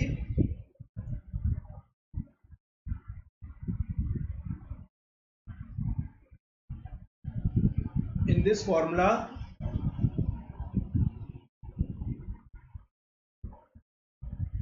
this formula value of BF and BP is in meter। क्योंकि बेटा अगर कुछ और यूनिट होती तो यहाँ पर 0.3 किया गया, हमें उसी यूनिट में कन्वर्ट करके कोई और वैल्यू यहाँ पर हमें लिखनी पड़ती। इसलिए ध्यान रखिएगा जो BF एंड BP है वो हमें मीटर में लिया गया, तभी ये फॉर्मूला मेरा निकल गया। और इससे बहुत ज़्यादा क्वेश्चन आए हैं, ठीक है, गेट में, ES ऑब्जेक्टिव में, ES कन्वेंशनल में, ठीक है, हर जगह ये वाला क्वेश्चन पूछा गया, इसलिए इस फॉर्मूले को आपको याद रखना है। तो ये था हमारा लास्ट टॉपिक आज का, प्लेट लोड टेस्ट। ठीक है, आप किस तरीके से अल्टीमेट बियरिंग कैपेसिटी निकाल सकते हैं इससे, और किस तरीके से आप सेटलमेंट कैलकुलेट कर सकते हैं। ठीक है, ये हमारा एक टॉपिक था लास्ट। इसके बाद हम लोग प्रीवियस ईयर के क्वेश्चन करेंगे। आज के लिए इस लेक्चर को हम लोग यहीं एंड करते हैं। ठीक है, होप कि आपको लेक्चर पसंद आया होगा। इसलिए अगर आपको पसंद आया तो प्लीज़ बेटा लाइक जरूर करें, सब्सक्राइब करें। आपको टॉप पे मेरे वीडियो दिखाई नहीं लगेंगे बेटा, कमेंट करते रहें। आपको अगर वीडियो पसंद आया तो उस पर जरूर कमेंट करें, और आप कुछ फर्दर इंटरेक्शन चाहते हैं तो भी उस पर कमेंट करके आप मुझसे पूछते रहें। ठीक है, और बेल आइकन दबाइए ताकि आपको नोटिफिकेशन मिले जैसे ही मेरे वीडियो अपलोड हो। और इस कोड को नहीं भूलिएगा, SMYT अगर आपको याद रखेंगे तो आपको 10% डिस्काउंट मिलेगा। ठीक है, आपको 10% डिस्काउंट मिलेगा और आपका कोर्स और ज़्यादा चीप हो जाएगा, जो कि पहले ऑलरेडी बहुत ज़्यादा चीप है। ठीक है, और ओके, आज के लिए यही एंड करते हैं। Let's crack GATE and DSE। बिल्कुल एंथुसियाज्म से आप पढ़ते रहिए, कोई भी डाउट हो तो बेटा मुझसे कांटेक्ट करते रहिए। बिल्कुल आप कमेंट करेंगे, मैं आपसे पर्सनल कांटेक्ट भी कर लूँगा। कमेंट करके किसी भी कांटेक्ट नंबर मुझे देना हो वो भी दे सकते हो, मैं बिल्कुल आपसे टच में रहूँगा। Okay, bye bye, have a safe day.